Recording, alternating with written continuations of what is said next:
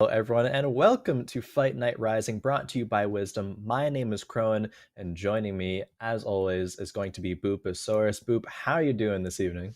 I'm doing good. It's my second day of TFT shenaniganery, and I couldn't ask for a better week. Really, I've been crushing it so far. So hopefully the games are gonna feel a lot like that. True. I mean, I got to bring it up. I mean, that game show yesterday absolutely killed it. It was so much fun. I Dude, can't wait Soju until the missed a next one. question. Soju missed a question about Soju.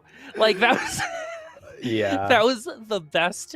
Oh man, that was so Soju. First or eighth, man. Literally living his dream in that bottom spot. But yeah, it was super fun. I can't wait for the next one. Yeah. Is there a date for the next one? I am not quite sure, but we'll tell Okay. everyone when Yeah, when there well, is. we'll make sure to. But that was first rate. Today, of course, Fight Night Rising, where we have 8 wonderful players duking it out to be the Fight Night Rising champions. So let's go ahead and introduce those 8. We have, and I looked it up just to fact check and make sure. This is 10th week for Jose Paulo returning, and he's really getting up there. He's bound to break the record in just a couple of weeks, I believe. Because correct me if I'm wrong, Boop, but the record might be 11 or 13, one of the It two. is not 12, Not but it is 12. it is 13. Okay, it is 13. Gunmay came back 13 weeks, but I would say Jose has already, I think, kind of surpassed that because Jose has won a lot of those weeks, True. where Gunmay was like in third place a lot of those weeks. But 13 weeks is the number. All right, but joining Jose, we're going to have the top 3 of last week being Gooba and Maki, and then joining them will be Slinkja, Kaspar Wu, Yomu, Spherical, and Yukar to round out the lobby. And they're not playing for nothing. They're going to be playing for, of course, the $200 Rising prize pool, $100 of which goes to first place, second place earning 50, third and fourth place getting $25, and the top 3 will be invited back. Just a few more weeks for Jose to tie the record there, and 1 week past that to break it. So that's some exciting stuff to look forward to. We always have, I mean, it's been a couple of months over that we've had Jose narrative bringing to the table. And the Jose narrative has changed a little bit. Last week Jose stopped playing assassins, gave them over to Gangly, who unfortunately didn't quite make it through. So with that in mind, is Jose going to return to the assassins? That's the question that I'm really thinking about right now. The thing is all of us could just check a stream real quick and figure it out, True. right? Because he usually tells everybody, which I think is like one of the most alpha plays you can do, is like, I'm going to do this. You guys Show just your have to hand. deal with it now, right? Like, I'm going to give you this information. And I think it might be the same thing right now. There isn't someone, I know that Gangly was like being trained by Jose last week Yep. on assassins, and what was actually really funny was at the end of the day, Gangly did not produce the same thing as Jose. They played very differently. Gangly played a much slower version of the assassins, and I think that actually ended up being one of the reasons why Gangly didn't find that same kind of success, because Jose Yep. is the best assassin player we've seen so far this set. And we know that, I mean, Jose mentioned that Gangly was like, yo, my rating options were pretty bad, like, didn't really get any good ones. So it could have been that, could have been a little bit of column A, a little bit of column B. But, I mean, either way, though, it's going to be hard to play assassins as good as Jose. What will we be seeing here today? Because there was a bit of a B patch, of course, yesterday. There was, nerfing the Chug bug composition, nerfs to Vayne, as well as Yasuo and Assassin. So let's see how these players are already adjusting to this patch as we load on into game number 1 on Perspective with Jose. Okay, it is not on there. The type is not on there, and we started with a belt, so I think we're Sure. going to be going a different direction right now. Assassins have been changed. They've been nerfed little by little as time has gone on. They've had a lot of like adjacent nerfs with things as well, with things like Revenant being touched a couple patches ago. But Yeah. with a belt and an Aatrox to start with, and some gold, we are definitely not going to be going Nocturne just yet. There are 0 items and 0 opportunities right now to even look at it, even though it's only the first creep round. Yeah, definitely. Even just starting the belt, I would be really surprised for Jose to go that direction. I mean, we do have a couple of Gragas's and a Kha'Zix for that Chug Bug comp to come online, and some players actually do think it is still like really fine to run that style. Kha'Zix is going to be doing a bit less damage at the tier 3. Is just base damage on that ultimate will be 50 less, and I believe the isolation damage is 150 less. So still is, impactful nerfs, but a lot of gold Jose's getting right now. Is he going to sell to 10 and hold the Yasuo? Yes, he is. I think that's a fantastic play here. make econ, open yourself up to still one of the best compositions in the game with the Yasuo, even though it has been nerfed. Yeah, I think this Yasuo comp is going to be in every lobby. Someone is probably going to try to run it. And to good reason, because it's so good right now. And with the Nightbringer shielding not being as affected by things like Volibear, they're going to find a little bit more success in the late game as well, which is where this comp did tend to struggle. And the things that are good right now, especially the front lines that we're seeing with a lot of knights, a lot of beef, right? Yasuo is going to be able to cut through a lot of that defense without any type of issue, especially with, maybe assassin players coming in. There's going to be thorn mails. There's maybe going to be gargoyle stone plates, but Yasuo doesn't really care about that. So when Nocturne is good, you might actually see the Yasuo stick around because of it. It's not good against Nocturne, but it is good against everything that Nocturne is also good against, if that makes sense. Yeah, no, definitely. Jose even in such a good spot, because he got all that gold, only has 2 components, is not going to slam his Zeeks or anything right now, but is going to level up to 4 and be able to still make econ as well, even if he loses the Leona is on the bench to sell, but not going to have to worry about that going into Spherical here, because Spherical's board is just a couple knights, random Lee Sin, nothing really too special right now. Yeah, when you have 0 gold and that much money on the bench, you're assuming you're going to lose because there's enough money on the bench to level up. And so that's a choice not to. And that's the type of context you got to kind of look at it in the early game sometimes. Now we're going over to Gooba. And this is actually really interesting because last time we saw Gooba in our last top 3, I don't know if you remember, but our first game, I believe, was an all spat round. And we had 3 6 Spellweaver comps. And we're going to actually get the run back right now with Gooba. 2 Spellweavers to start. But Gooba also played Karma 3 times last week and top forward, I believe, all 3 of those games. So we have someone who is going to be running that Karma. And Karma can take down units like the Kale and a Nocturne earlier on. So we'll see if the run back will continue. And we're going to find that same kind of success. Even potentially later on, if you're able to get to level 8, level 9, and like full corner your composition, that oftentimes does do well against assassins still. And Gooba's already slammed, I believe started with the tier, because slammed such an early blue buff, has the death cap, like these are karma items already on the table. Gooba is not pivoting from the style, and I think probably honestly is going to be rewarded because of that. Gooba's going to know how to play karma a bit better than, everyone else in the lobby, I would say, and even gets this round win because the Hellion trait. Ziggs comes back. Not a lot of damage being dealt, but still preserving HP. Getting to the karma point. Gooba doing a little dance right now. Yeah, look at that stank face. Yeah, look at that stank face. Look at that. I like that's intention right there. Love it. So Gooba almost getting stomped there. Sorry.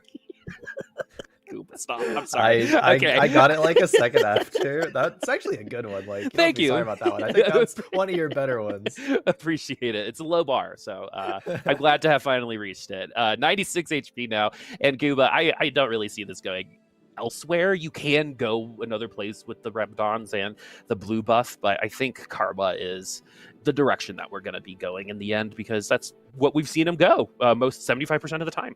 Yeah, 100%. The big question is, how is Gooba going to get to Karma with stabilizing? And I think an early Ziggs is really, really good. It's probably the only unit that will, have that effectiveness and be able to stabilize and chain some round wins together. Maybe these items could be on like a brand 2 or something, but Ziggs 2 is already here. Going to be cleaning up a lot of units. Okay, loses to 2. Jose does make the very aggressive decision to level up to 5 before the Stage 2 Carousel while making econ, while protecting his own win streak. So you can't really be too upset about that one if you're Gooba. It is a bit unlucky though, because we went loss, win, then loss, so no full streaks here either way. Yeah, the 50-50 on the win-loss streak is actually substantially worse than just losing.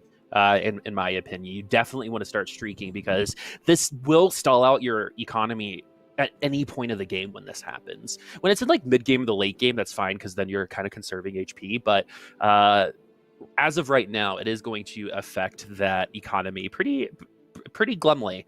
But now we're going over to Casper, and we have a skirmisher comp starting to come online. We already have the Gargoyle Stoneplate on the Vladimir. Great first holder for that, especially if you don't have like a real frontlining tank. That's a really nice way to kind of compensate Vladimir into like a moderately off-tanky type of role for the early game.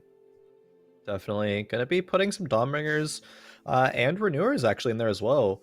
with the Soraka. I like this board. It is very strong. Only really contesting Jose to full win streak. Wants to put the rod on Nidalee just to give a little bit more power over there. This should be a round win for Casper going into Gooba. Vladimir is going to be a bit too tanky. Olaf can, ramp up all throughout the fight. Best thing about Ziggs, though, is that Ziggs is really good at taking out units, right? So Ziggs will probably never get wiped. This is not over. This is not over. Oh, it's over. Is it over? Is it over? Oh, this is going to be very, very, very overtime. Close. Overtime. It's going to be the ult. It's going to be the ult. Ziggs is going to ult first, and it's going to be the Ziggs. Ooh, overtime. Overtime changes everything. What a thrilling 1v1 there. But that win streak is lost because of it. Even though we're at 99 HP and that feels like it's pretty good, that streak is over. We're going to be sitting at 10 gold for a little longer.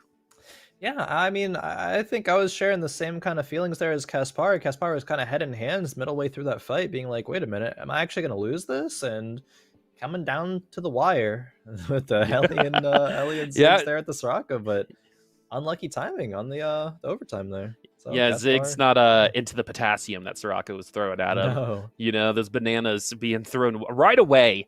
The 99 HP now, Casper going up against Jose, who is really rich right now in terms of possibilities as well as actual money right now. This is a player, Casper, who won a win streak through the beginning of the game, sitting at 10 gold. Jose pretty much did the same and is at 20 gold and has been sitting at around that much for a while now. Casper is going to fall, and there is a Nocturne on the bench. So we're leaving it open because there was a bow that got picked up. I think that was on that Callista.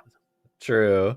That loss for Caspar actually also doesn't feel quite as bad because we chained 2 losses together. If there was 4-round wins and losing to Jose, it would have been a pretty similar result. Maybe even just a little bit worse there. Sure, you would save like 1 HP, but the loss streak gold might be worth it to kind of offset that. Now we move on over to Slink, and Slink has a couple of solid skirm or just AD items to work with here.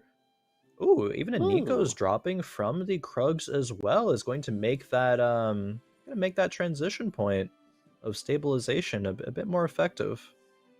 Oh my god, it says Slinky. Yeah, it sure does. It sure does. I get paid to do things, friends. Anyway, so Slink is going to be running that Titans with the Bloodthirster, so that could be going into an Aphelios or even a Jax. But the big thing that I kind of wanted to talk about is Titans. Titans was a tank item. I haven't quite seen it on a tank in a very, very long time. I've been seeing it on a lot of DPS units, things even like Kale at the end of the day. What are you feeling about these Titan slams on our offensive units, especially in the front lines? Yeah, I actually really, really like them. I think like Titans can work fantastically on an early game Olaf. It's going to be one of the best things to utilize it for the early game. It can go on something like a Jax, same with the Bloodthirster. So it looks like we're going to be going a kind of a Fortnite Jax kind of style of comp here. Doesn't have to be. That's definitely what Slink G is going to be looking for, I think, optimally. Yeah, so Slink right now getting the lay of the land. Was able to take the dub there as we go over to Saphirical. And we're at 50 gold, 6 loss streak. This is where we're going to start powering up, especially at around 3-2. This is where a lot of players will start making some moves. 3-2s, we're going to decide to either level up or continue rolling a lot of the time. You're going to be hitting an armory. You're going to have the most context you're going to have for this part of the game until this next carousel. So if you're starting to bleed out, this is one of those first opportunities to kind of decide, am I going to continue to bleed, right? Which is sometimes the correct move, or am I going to try to stop the bleeding a little bit and pull out from this nosedive? Looks like Saphirical did invest some items, but we're not necessarily super worried about winning out on these rounds, especially until this carousel. But we're really far behind in HP, so the timer is a little bit shorter for Saphirical than anyone else right now. Definitely, and these items honestly like don't look all that flexible. It's kind of like Yasuo. Maybe we can get away with like running a Jax or something if we don't hit a Yasuo, at least for a little bit. But yeah, pretty kind of like one track here. At least we got a Lee Sin, so a pair of those are there online. This Nidalee one is going to not be doing enough damage, and this spatula, it's going to take a while for it to actually get any value. Not going to want to get a component from I would say this carousel to go with the spat, it's probably going to go with the bow instead. We're going to be going, 40 HP, seeing what the Radiant Blessing is, getting the Radiant item as well, and trying to stabilize that way. It's going to come down to what Spherical hits at level 7. No Jaxes and no Yasuo's means that this game is going to look super, super rough.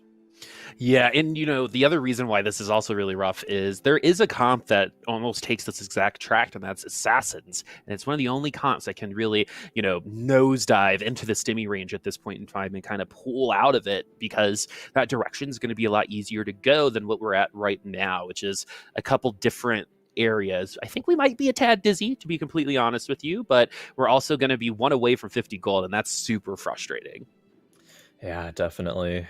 36. Yomu is at 60. This gap is kind of okay. There's a Yasuo with a cloak. Actually, that's exactly what Spherical wants. Exactly what Spherical needs.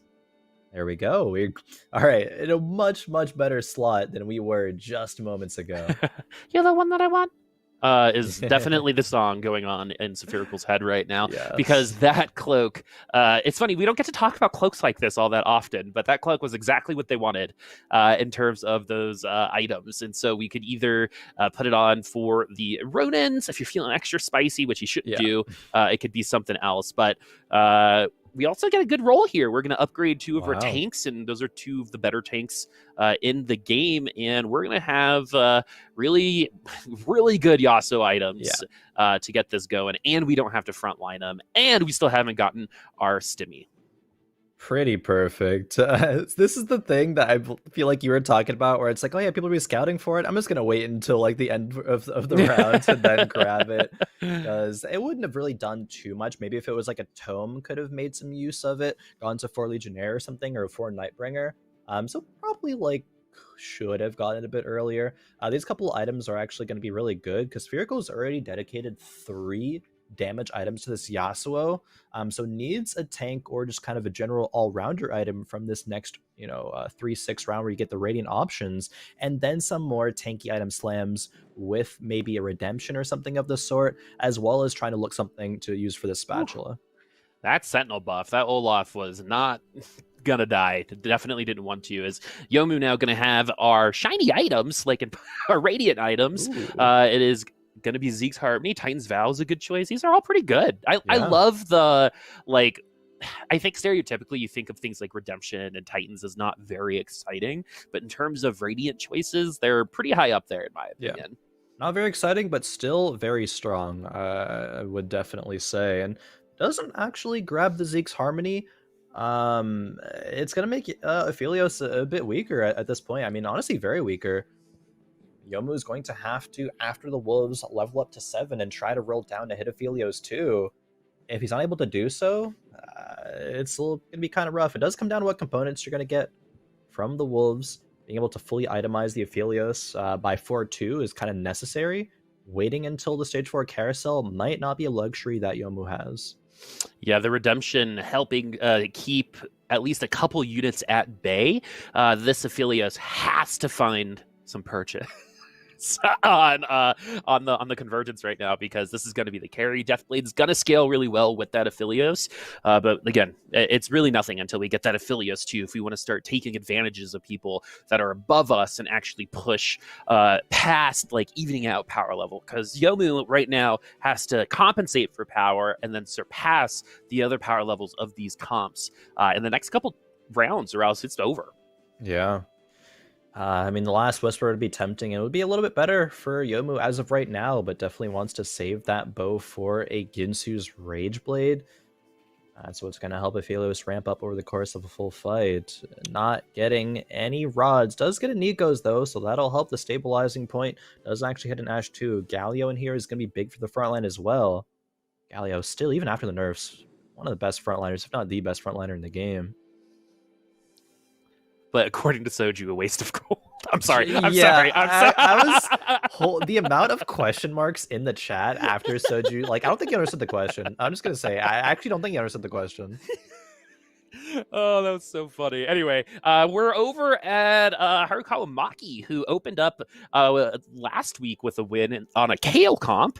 We're going to put the Thief's Gloves on the brand, so we get a couple things on the Abomination, but all eyes are on Karma right now. Those are some good Karma items. It's going to be able to keep her alive and sustained, so every time that Soul Flare comes out, you're actually going to get a little bit stronger.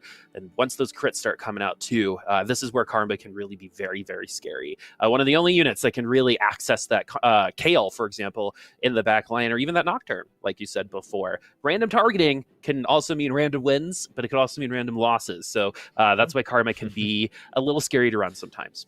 Definitely pretty random, but Maki being one player running the Karma, we knew there was probably going to be two. Gooba was in first place in HP, did lose that last round though, but there's going to be a couple Karma players already.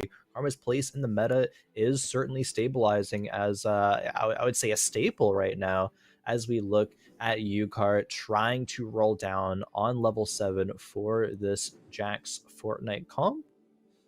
A lot of Diana's not exactly what we need here. Really wanting to find one more Jax. It's just not there. Yeah, not quite there. I do like the movement into the Diana. Diana is just a unit that can kind of work wherever. The ultimate is so good in terms of displacement. I'm going to be feeling pretty good about it just in general. So we're only going to have the Diana for the Nightbringer with the Sejuani, which is going to help our tanks and hopefully let our Jax ramp up as it gets into the middle of the fray. This is where Jax can get vulnerable, but it avoids the Galio for a second, and then that's best case scenario really for this Jax. And this Diana was actually huge for Yukar. Decided that the 4 Knights was not good enough. Rather play an upgraded Sejuani and Diana, because not only do you get Nightbringer from that, and you get backline access with the Diana, but it also enabled the Spatula to have use actually as a Cavalier Spat on the Leona. She's going to be sold a bit later on, so we're going to have Spat something else. But still, I think that was very intelligent play there by Yukar, given the facts of just how the shops went for them. Totally agree. And so now it's the question of, is the skirmisher buff worth it? And it seems like it is not right now. We're going to sell the Draven to get to 10 gold. We are struggling in terms of economy, but we have a team comp. Yep. To start rallying back, especially since the top of the leaderboard has started to lose. Things are starting to even up, and the game will always even up at around 5-1, 5-2 amongst the lobby, unless someone's really been taking the lead, or you're already eliminated. And Yomu doesn't look like they've been able to stabilize. Spherical, though, doesn't look like they've lost very much since we've left. No, fortunately not. As you do look at this battle between Yukar and Slinkji, Slinkji's done a really good job at preserving HP while still having a Olaf carry at 4-3. They're going to be going fast 8 while rolling down. Already have one Jax actually on the bench, so same amount of Jaxes as Yukar. Now Yukar might win this fight because Olaf can only do so much. But Slinkji, I believe, is going to try to push level 8 after this carousel. I think they should have enough gold given their spot in this one.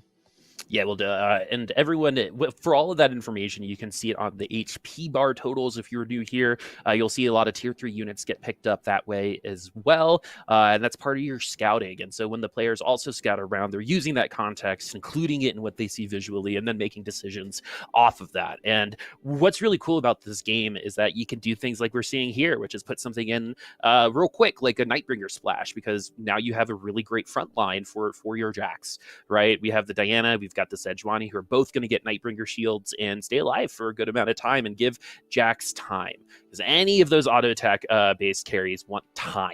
And that's exactly what that comp's going to do as we go back over to Slinkji. And we've got 4 Knights as well, but our carry is a little bit different from our last board. Slinkji, I think, was considering leveling up, but actually didn't have as much gold as I might have expected. If there was maybe 10 more gold there, could have, justified leveling up. It is going to be a level up now after Raptors instead. Probably not going to force it next round. It's okay to just lose 2. Because you're going to be going up against some really strong boards at this point. We see Spherical having the Yasuo 2 online, another one on the bench, so still far away from the Yasuo 3, but as we mentioned earlier, some very good items. This front line is going to be amazing as well. We have the Radiant Warmugs on the Lee Sin, even a Dawnbringer emblem on there as well. Not something we're typically going to see, but it's going to take a chunk out of Slinkji's HP total here and allow Spherical to go on a 5 win streak. Well, and the crazy thing about Yasuo, right, is Yasuo will always kill your tanks before you kill his, right? So the best way to take down Yasuo is CC, because you only have a certain amount of time before that front line ends up falling apart because of that true damage. And so we do see that come to fruition. Yasuo is always going to be good against knights, always. So we got to see that happen, and that's not even a fully powered Yasuo just yet. Yeah. Like, this Jax not quite fully powered, but I do like the itemization. Putting Titans on Jax has been one of my new favorite things over the last week for sure. Oh, definitely. It's so good. Lost Whisper there to shred armor as well, which might be necessary here, given that this Nunu is going to have a Bramble. The A-Bomb is going to have it when it does come out of the grave there. Maki having a solid board. This Karma is still only tier 1, so it might not be able to do enough. We'll see where these random shots are going to hit. Jax is lifestealing this whole time, is going to turn his attention now over to the Karma, and is going to take her out. It was a little bit slow, but Jax did ramp up, did do the job, and 10k damage. We already see the improvements of a Jax 1 over that Olaf 2. Totally. And the thing about Karma, too, is that Karma, we talk about rock, paper, scissors a lot. We said that it could be good against things like Kale. Karma will lose against Jax 9 out of 10 times if the Jax gets to the Karma, right? You're either going to need like a crazy crit to get him out. Maybe it's your third Soul Flare and it just works out. But Jax is probably going to take that dub most of the time. That was only a tier 1 Jax. And it was a tier 1 Karma as well, but that Karma was pumping out those soul flares. As we move over to a Draven, and this is the new favorite spot for a lot of Draven players, which is that second row. A lot of people like putting their carries in the corners or in the back row, but with positioning being so important and so much CC, not so much CC, but so much impactful CC in the game, that positioning becomes very important, especially for units like Draven who need to get going, especially if you have that Deathblade. You got to get that first kill as fast as you can. I'm really glad that we see Jose trying out Draven, because a lot of players still have their doubts about how good Draven is in this meta. Jose is coming into this board from 62 HP, top HP in the lobby. As soon as he hits some upgrades on the front line and upgrades on the Draven too, which now he finds, he's going to be very, very strong. 4 Forgotten, 3 Knights, which isn't quite ideal, and maybe he's not going to slam items because he wants to probably make a Zeeks and a Locket out of this. Maybe he's just waiting for the potential of a 5-2 Carousel, though, but let's see how much Draven can actually impact this fight. Yeah, and the rest of the lobby outside of Jose right now within pretty much 20 HP and some change. So the lobby has started to even up, and this Draven is good at getting through some of these heavier units, but not until that Deathblade gets stacked. And that Deathblade did not get stacked fast enough. And it's going to be another Jax 1 taking the dub again. But that was 3 Ironclads, and that's always going to be tough for that Draven. Yeah, I'm definitely not impressed by that Draven, even though we recognize that there wasn't a great frontline protecting him. Even still, that was disappointing. And, I'm going to take back what I said earlier. Boop, this is Gooba sticking with Ziggs and going for Ziggs 3 as opposed to Karma. Not quite the position that we thought we'd be in, I think, if we're Gooba, but, level 7 now. Gets to play a couple of nights. Yeah, you got the Manhattan Project in the corner right there. Throwing those bombs out with the two death caps. Super intrigued to see where this is going to go. Not a ton of damage there at all, but the fourth or fifth ult definitely would have been there. We're still having those spell weavers in, so even this tier 2 Ziggs is going to start pushing some damage, but too little too late. And we've got one of the flavor of the weeks, I feel like, I've been seeing so much Lucian over the last week, especially with the Hodges.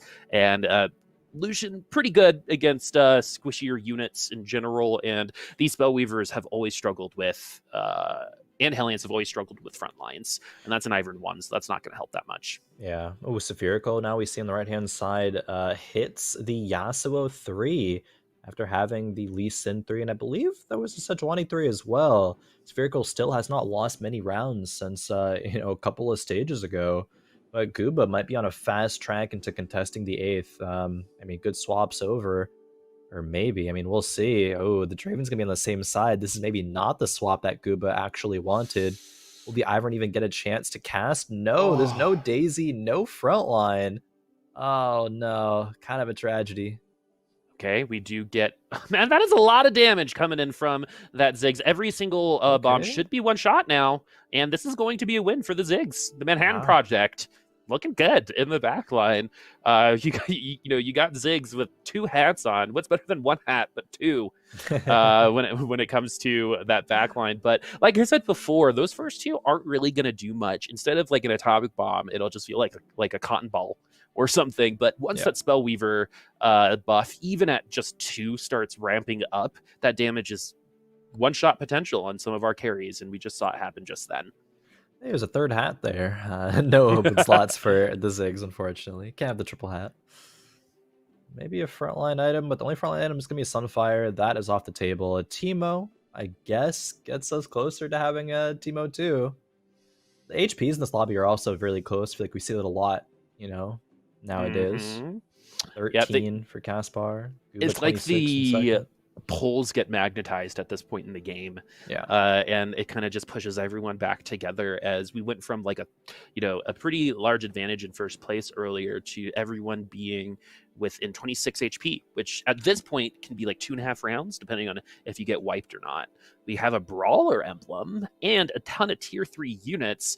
The Dawnbringer, at least it is throwing me for a little bit of a loop, but yeah, I guess it's okay because we've got the Riven and Draven in the back line. This is pretty interesting, friends, and it's winning.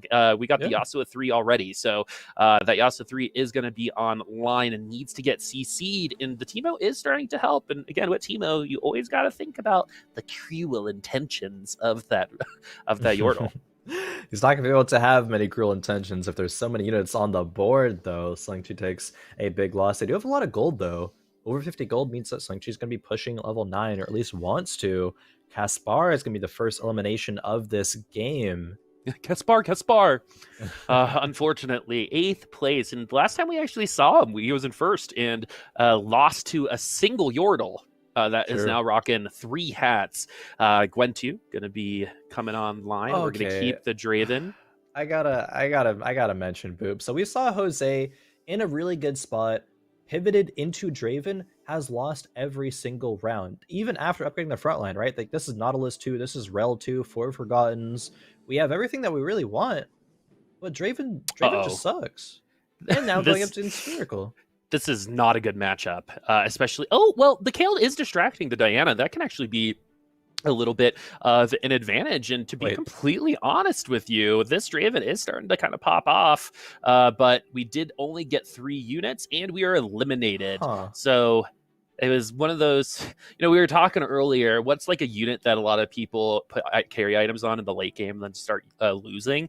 It was Kale, but I think we can start adding Draven to that equation. Jose pivots into Draven 2, loses 6 rounds in a row, and goes 7th. Like, what does Draven need? Needs maybe another, 3 rounds of buffs before we can actually consider him a real carry. Or, Yomu, you could always build that AP on him, right? To get more lifesteal. He needs something. He needs, a 4th item slot. I don't... Oh, boy. Okay, we got a Deathblade. Great roll for the Teemo. Unfortunately, it's against the dragon. A knight would be really, happy about that to slay the dragon. But unfortunately, Teemo is going to have to re-roll again. We're picking up a couple units just to keep him on the bench for now. But yeah, re-roll seems to be the name of the game for a couple comps on the board right now, particularly that Nightbringer re-roll, which suffocates anyone else who tries to play Nightbringer at this point. Yeah. Not a lot of far synergies. There's only 2 of everything that we have for Yomu here, 2 Rangers, 2 Invokers, but it's still decent enough for a 4 win streak. This Aphelios has pretty perfect items, I would say. Honestly, out of these, the Deathblade being able to stack up with Aphelios ulti, gets the Rageblade, gets the healing from the BT. Lobby's still really close in HP, so Yomu trying to play for at least a top 4 right now. Not swapping sides though, just staying as is. Volibear is going to be... Oh man, this Volibear is going to be shrouding everything and positioned into CCing him. Not Yeah, great. really good Shroud. Also, really good redemption placement on both teams.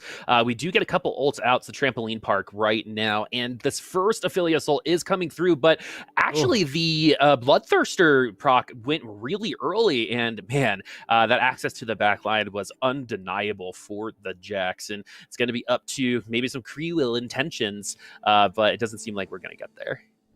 oh, is this Maybe. Jax? It's It gonna could, CC and could be the Sunfire reducing Jax. the There it healing. is. It's Jax actually gone. goes down. Okay, Jax is down, so it's going to be the Ashe who does have 100 extra AD, while all of the attention was on Jax. Ashe, at the end of the day, was the one keeping everyone in check, What? and we've got a top 4, friends. All 3 of our Oh, top 3 from last week in the bottom fort in this first lobby. that is crazy. Maki trying to play Karma, bot 4, and Gooba saying, you know what, you take Karma, I'm going to take Ziggs 3. Still not good enough for a top 4, however. Yomu as well got kind of gifted a win there. Definitely not to be expected after the Aphelios goes down so early. But the Ashe did 5k damage. This did 20 more damage than the Aphelios in that round. Whew, okay, and when you get that access onto the Aphelios that early, it's always over. And this is going to be a pretty great jump. Unfortunately, the first one's going to go on to nobody, it seems like. We're actually going to get brought over to the Ivern and let the Aphelios start ramping up, but the first ult will go, and it takes no one down. It doesn't even look like there is that much damage, but the Rage Blade is starting to stack, and now these ults are going to come through pretty quickly, unless you get CC'd to oblivion. That was like 5 seconds of CC on that Draven. Yukar is going to knock someone out. Was that a double elim? Yes, it was. So we got a top 2, friends, as, Spherical really says, even if you start, if you find yourself in 8th place, under 40 HP at round 3-5, you can still make it into the top 2 if the rolls are in your favor.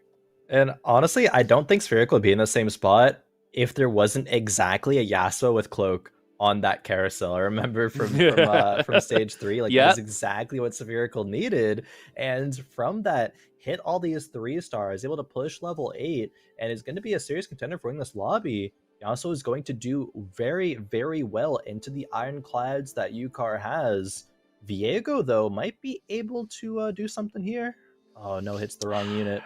Hits the wrong unit. Needed to look over to the other side real quick. But the Yasuo is getting close to the Jax, and if the Jax able to get through this Lee Sin quick enough, it could be a little bit more interesting. But no, it's going to be Spherical taking the dub with the Yasuo comp that I think we both said might be here at the end of the day, even before these games started.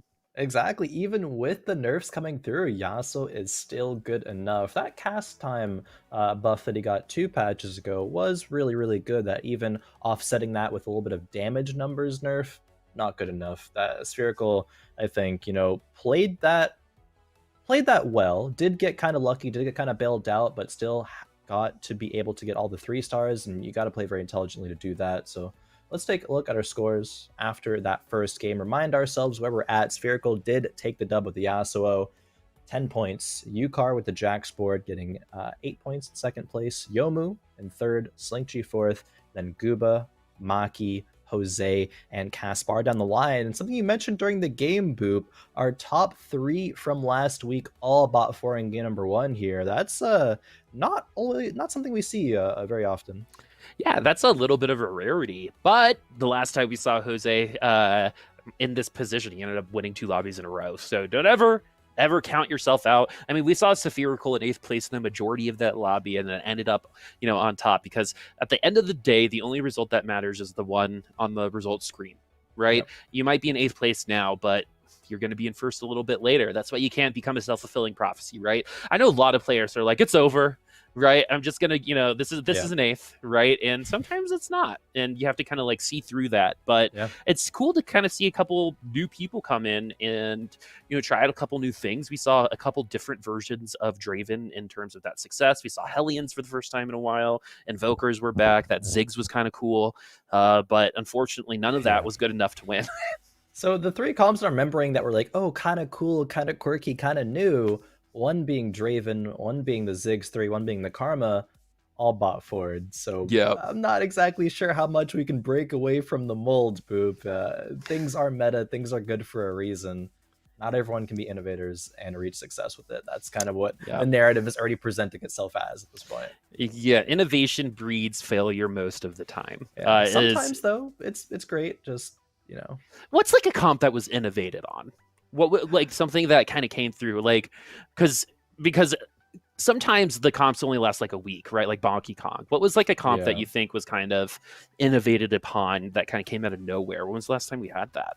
Oh, I think even there's some in this meta. I could say some people didn't realize at first that the kind of like Fortnite Jax board was super good, but people kind of started innovating that, and um, I would say that kind of fits under to those qualifications, those standards there. Mm-hmm. Not maybe it's not maybe as kind of like, oh my god, this is insane. Why did nobody ever try this before? As some maybe in sets past, but I think still is one of those. Yeah, I've been trying to innovate myself with 2 Syndras uh, on the board, sandwiching my Vel'Koz. I've gone top 4 a couple times Yeah, with maybe it. sometimes. Yeah, exactly. And so, like, but again, the sentence I just said was, "Oh, I top 4'd with it," right? Like, it's a surprise. I like it. I was expecting nothing, so getting 10 points is totally worth it. As we're going to start with 2 Rangers right away for a Slinky, and it's going to be the tier and the belt. Not an awful start, actually. Not an awful start. The belt is certainly going to be I would say, a pretty contested item from the opening carousel. You'd be able to have a lot of good options from it. Usually going to be a Sunfire, maybe a Warmog Slam as well, but we're still gonna be okay with others. I think. Ooh, maybe that's actually not announced yet. I mean, I shouldn't say that. I'm about to starting to leak some stuff. Oh, I can't do that. But maybe there's gonna be some belt combinations that are better in the future. Maybe one can assume, one can make a safe assumption that there might be some changes coming in the future of TFT. But right now in the lobby, not a ton of changes going anywhere. We're still just gathering information. Which items are we going to pick? Are we going to level on our first round? What are we going to try to do? And right now, there's not a ton of direction on this board. A good amount of gold, but we might get a unit here. We actually might get a Nico's and 2 gold. We could get an item component. This is not necessarily one of those like guaranteed type of situations right now. We definitely want an item, and that's what we get. All right. Because Jose got 20 gold worth of units on his PVE round, and so we do get our 3 items, and we have the opportunity to level up if we want. Definitely. Slink not having a great opener for the board. Like the Poppy upgrade is all right, but by no means can this be a guaranteed win streak looking board. Selling to 10 is a bit awkward as well. You have 9 gold on the bench, I believe, so would have to win. The Sunfire Slam could do it, though, depending on the matchup. And Slink already does it. Doesn't even wait to see what the matchup is. I love Sunfire Slam. If I have the belt and the chain, I'm probably going to build it if it's the early game. As Spherical, going to start out with a very, very early Nocturne and a sword, and I think that's a bow behind that health bar. Yeah, so that's a really good opening for that Nocturne. Nocturne will notoriously lose by a lot. I think we saw Jose at 7 HP once at 3-5. And so that's kind of like the barometer of what we know here. So I would definitely consider going that direction if I saw those items, but I would need a couple of assassins to pop up in these next 2 shops to feel more comfortable about it. Yeah, we know that Spherical doesn't shy away from a low HP opener, judging from the last game of just slamming Yasuo items and saying, you know what, doesn't matter if I have any Yasuos, doesn't matter if I'm 30 HP or what. Sometimes you have a direction, commit to it, and you get rewarded for it. That's the playstyle that Spherical has shown to us so far, so let's see if it remains to be the case. Slinkchi also did not sell the bench to 10 gold last round, decided to hold on to a lot of pairs, and hits a couple of them. Hits the Kha'Zix, hits the Aatrox, struggling to decide of what exactly they want to commit to. Looks like it will just be to trying to make 10. Yeah, I think most of the time making Econ's probably better. We won that last round, so that's probably why it's a little bit more complicated. But we also still have 2 tier 2 units on the board along with Sunfire, and that's going to be doing, I mean, that's counted as AoE burn damage at this point and could potentially get the win here because of the Kha'Zix. Kha'Zix is going to be gifted a tier. Oh no, that's the nerf! That is. Oh no! Oh wait, Oh Yeah, no, no, because the I think the nerf is only isolation at tier damage. Oh, okay, at 3. tier 3. Okay, so that Yeah. just was a surprising amount of low damage then. The Aatrox That, healed like right before oh, that. that's what it was. That's Yeah. what it was. An optical illusion. It was a magic eye. I've never been able to see one of those, by the way. You know the ones that I'm talking about? Like they look like those weird patterns, and then Oh, if you yeah, like cross yeah. your eyes, you can see the picture. I feel like that's what you just did. I think I've done that before. I've never been able Those to do it. those I've are never been cool. able to do it. There's I don't still even think time it's yet. real. They're real. I can confirm. I think everyone's just been lying to me for the last 31 years. The whole world's out to get you. You're on the Truman Show. Yeah. It's okay. Well, I hope my ratings are good. Anyway, if I'm on the Truman Show, I hope it's entertaining. But we've got the IE on the Callista now, taking down the Nunu to start, and that's actually a really great first unit to try to get down because that's probably going to be doing the most burst damage on this team. And Callista in the early game, so good. So good, especially with a couple items. That ultimate not only will heal her with the Legionnaire, but also do a ton of damage and take down Yeah. Yukar. Definitely. Only losing 1 HP so far, which means that it was probably just to a Helly in the round 1. But each subsequent round has been pretty solid. Not sure what component. Okay, there was a belt that Maki had floating. If this vest is still there, okay, that could be something of a possibility. But it's going to be a bow instead. Doesn't want to just slam for power right now, but play towards the late game. Yeah, bow as a component goes into a lot of those late game itemizations. Jose going to go for the sword, and we're moving away from the Nocturne once again. 10th week. It took 10 weeks or 9 weeks, I guess. Yeah. We finally were able to do it last week, and it's been a little bit more consistent now. Oh, but we got Deathblade IE now. That could be turning into something interesting later, maybe an Aphelios. Deathblade reminds me of Kale as well. But with the IE, I'm definitely thinking more on the classic AD carry approach. Yeah, man, even when Jose is not playing Nocturne, he still just hits in the early game. Like 4 upgraded units between Leona, Udyr, Aatrox, and Callista. Like this board's just still so good. Jose slams the items, gonna try to protect the streak. Goes up against Maki, who's level 4, so the streak is going to be pretty easy to preserve at that. Oh man, Jose still gonna be taking chunks out of players right now in terms of HP. Oh, we're getting some shout out to wonderful wisdom employee Yenwei, who I think was a music major as well. I keep forgetting to ask them because I was a music major, and on their Twitter they talk about music. So Cool. really, really great person. Mad props to Yenwei. Everyone in chat say that they love Yenwei, please, because they're hearts amazing. for Yenwei. Yeah, hearts for Yenwei. But now Jose is still at 100 HP.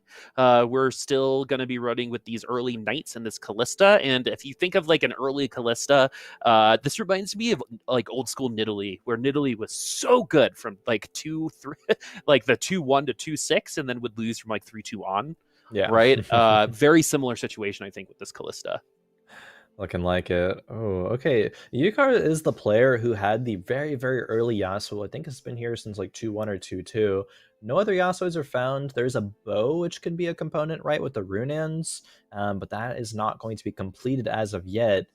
And I think Jose is going to continue with the streak. Oh, actually, this Callista goes down. This might not be Jose fully streaking, and it's not going to be. Wow. Yep, Hand of Justice on Yasuo. So good. So good. Especially with that split damage. You're going to be able to get a lot of that HP back. And then you got your true damage to get even more. It just works so good.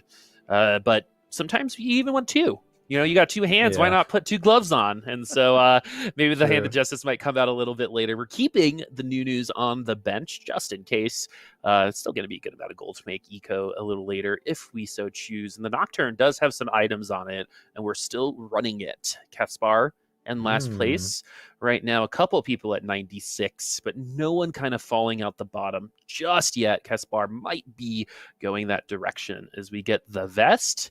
You got a whole lot of stuff, but not a lot of direction right now with those items. And we might actually get the second glove on. Yeah, 2 hands, 2 gloves. 2 hands, 2 gloves. What else can stop Yasuo at that point? What can stop Yasuo? Probably nothing. Might not slam it though. I mean, memes aside. Probably not going to go that route. And you don't have to. You're already winning with the Yasuo 1 anyway, right? You're already getting a good amount of value off of this tier 1 unit, along with the Callista, because not only you're getting healing from the Hodge, you're getting healing from the Legionnaire trait too. So True.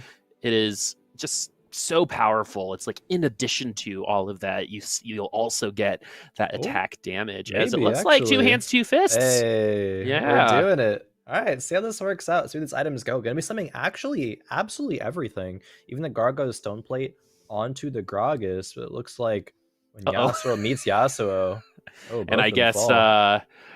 the other one actually had 2 gloves, 2 hands as well. That one was a jeweled gauntlet, though. And I guess the jeweled gauntlet going to be a little bit better than the double Hodge. But I think in terms of matchups, that might be one of the only ones that could have taken down that double Hodge. We'll see, as Caspar going to Oh be no. racing for this Yasuo right now. Everyone, I think, at Yasuo 1 at the moment. So the race is definitely on. Oh, welcome back to the world of Yasuo from this patch. It's really been the story of it. Ever since you nerfed the 4 costs, you just make re-rolling and reroll comps all that much more appealing. Caspar and the rest recognizing this. Some solid items as well. Probably want the 3rd item to be a Runeans. Cloak is still there. Gonna be first pick on the carousel most likely. We still have a couple rounds till we get there. So we'll see if Caspar is able to win it out from here and chunk the rest of the lobby while doing it. Yeah, the Leona ult not going to do anything against this Yasuo. And there's 2 on the field. Is it going to be 4 fists, 4 gloves? Yeah. But we're just still kind of trying to get that Yasuo too. This is going to be a big race, so there is a possibility our Nightbringer players eliminate each other at this point, because there are 2 people who are straight up going this direction right now. We'll see if one of them commits to going for the Yasuo 3, or if both of them decide to just say, you know what, I'm contested, I'm going to push level 8 instead, and just get some legendary units online, push for more Legionnaires, more Nightbringers on the board, and not just, roll gold away into the void looking for a 3-star that we're probably not going to find. All right, we're still seeing that other Yasuo, the double Hodge in the corner. You got some bugs there. Didn't quite see the chug, but seeing the bug means the chug definitely going to be there. And it's going to be Jose running a couple more Legionnaires. The Callista going to get a pretty early stack on that Deathblade, and that's always a really good start. Definitely. We'll be getting more stacks as well, as the rest of the board is just pretty squishy. Yeah, Very Jose gonna be 5-0ing Caspar there, so definitely going to guarantee the first pick on the carousel. As soon as they get the bow, one more Yasuo. This 50 HP might be the same for a couple more stages. Okay. Oh, that is a There third it is. Yasuo there. It does have a large rod on it. We already made our jeweled gauntlet, so I think that is the right decision, but that does open up that Yasuo for somebody else. Spherical gets the cloak, and we do have a Nocturne comp, and was that Spherical who he just scouted?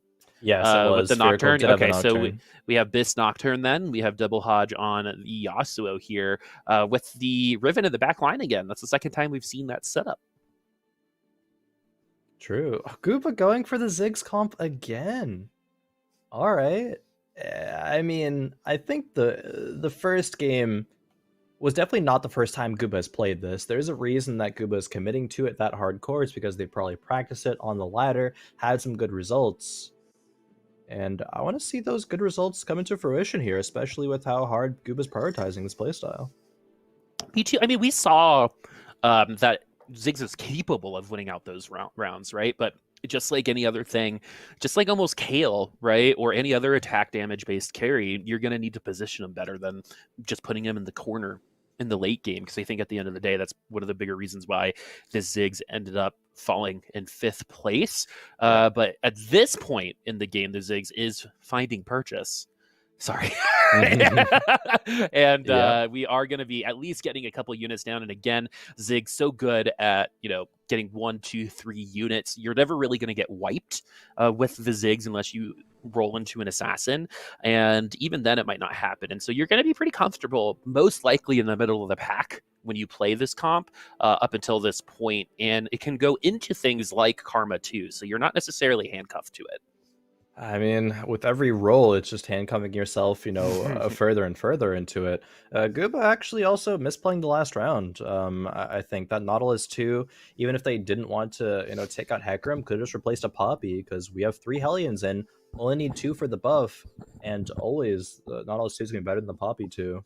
Yeah, we're going straight up Hellions. This is the name of the game right now on the bench. We took the Nautilus out this time around. Again. So he's doing it again. Okay, I mean, there's no real reason why. I mean, gonna be now going to 3 items Ziggs. The Hextech Lifeblade is there, and now the Jewel Gauntlet is online as well. We have some healing, have some mana generation, and have some damage. Everything Ziggs could want. And with that, we'll probably win this round. Probably go on a bit of a win streak. There it is. So that second to last ult did 550 damage. That last ult did 700, to put it into perspective. So again, that Spellweaver trait's so very strong. Ooh. We get a spat, and everyone's going to know it this time too. So spat on the next carousel might be a little bit more attractive, but at this point, we'll see what we do with it, especially since we have the reroll as well. Just rolls past the Volibear, like no big deal. I mean, while Caspar might not want Volibear in this, ideal Yasuo endgame composition, could still find some use out of it for a round or two if they didn't want to, fully hurt their economy. Not going to be giving themselves that option though. Still rolling, finding more Yasuos at least. Okay, this is a triple Sejuani board. Right, double Sejuani now. We're cutting one to get a bigger partner in crime. 2 Sejuanis. That's a lot of pig. Very much. Yeah, the luau is going to be really fun. Wow, that is not okay. I'm sorry, everyone. If you are fans of what is the name of what Sejuani is writing? I know there's like a specific name for the pig. Like it is like named, like I'm pretty sure it like has a name, like how Kled is on Scarl. But anyway, we're going back with this Jeweled Gauntlet Yasuo. The only thing that maybe could have been better is an RFC. We're gonna need to put ourselves in a little bit more of a precarious position to find ourselves these wins. But from rounds 4-4-1 to like 4-4-4-5, we should be okay. But then we're gonna start panicking about that Yasuo 3. Chat says it's Bristle. Bristle, yes, that is correct. It is. That is what it is. Yeah, I'm sure Bristle would taste very good. Probably. Hopefully, Sejuani won't put Bristle in that situation, though. We'll protect her steed very, very well. Jose still win streaking, 96 HP in this lobby. Everyone else is looking like they're kind of playing for a second at this point. Yomu has the Jax with the Radiant Rageblade, actually. Not something you generally see on the Jax. It's not going to be useless, however. It's going to allow, I believe, Yomu to go level 8 before rolling down more. Has the Nico's help as well to get something online. Also, just saying, if you want to do the classic, sell a good carry, put your items on another carry and start losing, those are great KO items. True. Yeah, man. I don't know. I do that so much. We were talking about it before today. Selling your Varus, best in slot KO items. You only find one the whole time. You get 6th. That is my world of TFT over the last couple days. Is the Rageblade not going to be enough, and we're going to see this Draven do a little bit better. Titans on the Draven, love it. I like the Giant Slayer too. I think one of the big reasons why some of our other Dravens weren't successful is they kept getting stuck on our Ironclad friends, and this should be a lot easier for this Draven to go through. Curious to see what that last item's going to be, though. Yeah, we'll see. I would assume it might be a Deathblade. I guess it could be a BT. Draven doesn't necessarily need it, but just depends on what the Carousel is going to give. Another Jax is here. It might not be a Nico's. I think, looking to the future and looking at the possibility of Kale is going to be very real. Yomu could just be using this as a pivot point. Gooba finally hits Ziggs 3. If he pivots to kill and gets 6th, you owe me $1. I'm I think that would happen as well, to be honest. Like, I'm not even contesting that point. True, there's no betting. I agree. Like, what's up, Boop? Anyway, this Jack's still gonna start ramping up. It's gonna be fine against these tier 1 units. And good CC on this Yasuo. We have the shield down, and we take the Yasuo down. Not gonna be able to ramp up in time, and it's gonna be the Jax taking the W here, and the 3 items should be enough. But we have 2v1 now. Hand of Justice along with the Ashe. That got a little closer for comfort, I think, than we wanted, but that Jax ended up taking the dub anyway. Now we get to the carousel. Oh, there is a spatula here. I believe someone had a spare spatula floating, so that could end up being a force in nature. But Spherical, I believe, was our Nocturne player, so maybe that spat's going to turn into a Sin emblem. The Stim Me has a spat in it, I believe. Yes. So everyone is going to have the spatula. That's where if it came they from. did, if like, they did the scouting, yeah. So the spat comes up, and it looks like Spherical is the one that gets it. Won the tiebreak, it seems. And so Jose still at 96 HP, and not like the most amazing composition you've ever seen in the world. What does that kind of tell you about the lobby? Well, while this isn't, I think this composition is actually deceptively strong. I think Callista is a very, very good early carry. The frontline is upgraded, and we have good frontline items. Like the Nautilus 2 is there. We have 4 Legionnaire, 3 redeemed. Like, there's a lot of power in this, but it does, I think you have a great point. It means that no one is going to be, super high rolling in this lobby, right? Like, no one has absolutely hit everything. Well, I mean, Gooba right now looks like they have, but until this point, no one has hit everything. No one has, found a 2-star 4-cost carry as of yet. And the Ziggs is doing the best that he can to hang on. Callista might even be good enough to take out this board if this spear is going to be good, but no, another unit jumps in front of it, so the Ziggs will not go down. Jose's win streak finally comes to an end. Finally, it took around 4 or 5, and that Ziggs, man, the difference between having a Hextech Gunblade and not on that Ziggs seems pretty big right now. Without the Hextech Gunblade, that Ziggs dies to the Lucian ult, like right at the beginning of that fight, most likely, as we do have the Jax 2 online. I did not quite notice if we still had our 2 Yasuo players, but it does seem like Caspar still running with that Yasuo. Very different Yasuo situation, though, because Caspar at 18 HP instead of winning the lobby. 18 HP, pretty low at this point. We aren't even at Raptors yet. This round's going to be Jose versus Slinkgy, and trying to run the Draven is going to be a bloodthirst to round that out. Did Slinkgy run Draven last round as well? Was that the other Draven player? I don't regardless, think it was. I love Jose, the Titans. Yeah. I love the Titans. I love the giantslayer. I like these items, and they're going to be very, very helpful, particularly for this Draven. It's going to be better against burst damage. Just overall, should be feeling pretty good. But there's 2 Dravens with giantslayers on at this point in time. And one of my favorite things in TFT is always when Last Whisper has definitely been the most popular defensive shred item, but there's always a time when Giant Slayer pops up, and there's that debate of, do we go Giant Slayer, do we go Last Whisper? And right now in this lobby, it has been 3 for 3 on the Giant Slayer so far. Yeah, I mean, you kind of see maybe a bit of the reason why. I mean, UCAR, even though they're not going to remain with 4 Brawlers, 4 Brawlers is certainly going to get shredded down by the Giant Slayers. UCAR himself even having a Demon Slayer, the Radiant version of it. Just a lot of value. Not really getting too much from the Raptors, unfortunately. Are getting a lot more units, though. Even picking up the Hecarim, too. This definitely wants to be some kind of pivot. Yeah, because what it looks like is he's getting a really good units for not his comp. Yeah. Right now, really great units for the comps around the board. We're trying to keep our 4 Legionnaires to help out our Yasuo. We get the Skirmisher in with our 2 Assassins. Now we have just a lot of units, and we have a lot of bench work to do right now. We do get the Sejuani in time. Seeing a Yasuo here means our Yasuo players don't get this Yasuo, and Yasuo 3 seems like it's a little bit further right. Did not quite see it on the side just yet, but we also are going to see this Giant Slayer Draven from Slinkgy again, and that Diana ult so big, but we do have this Draven starting to ramp up. And the thing about Titans versus like Deathblade, for example, is is you might not be Ooh. doing as much damage all at once, but because you're going to be a little bit tankier, you might live long enough to actually do more damage anyway. Yeah. And that's the thing about this Titans and why I think so many AD units have been doing it. And Yukar is going to get a fawn as well. Here we go. Fun. Patience was rewarded.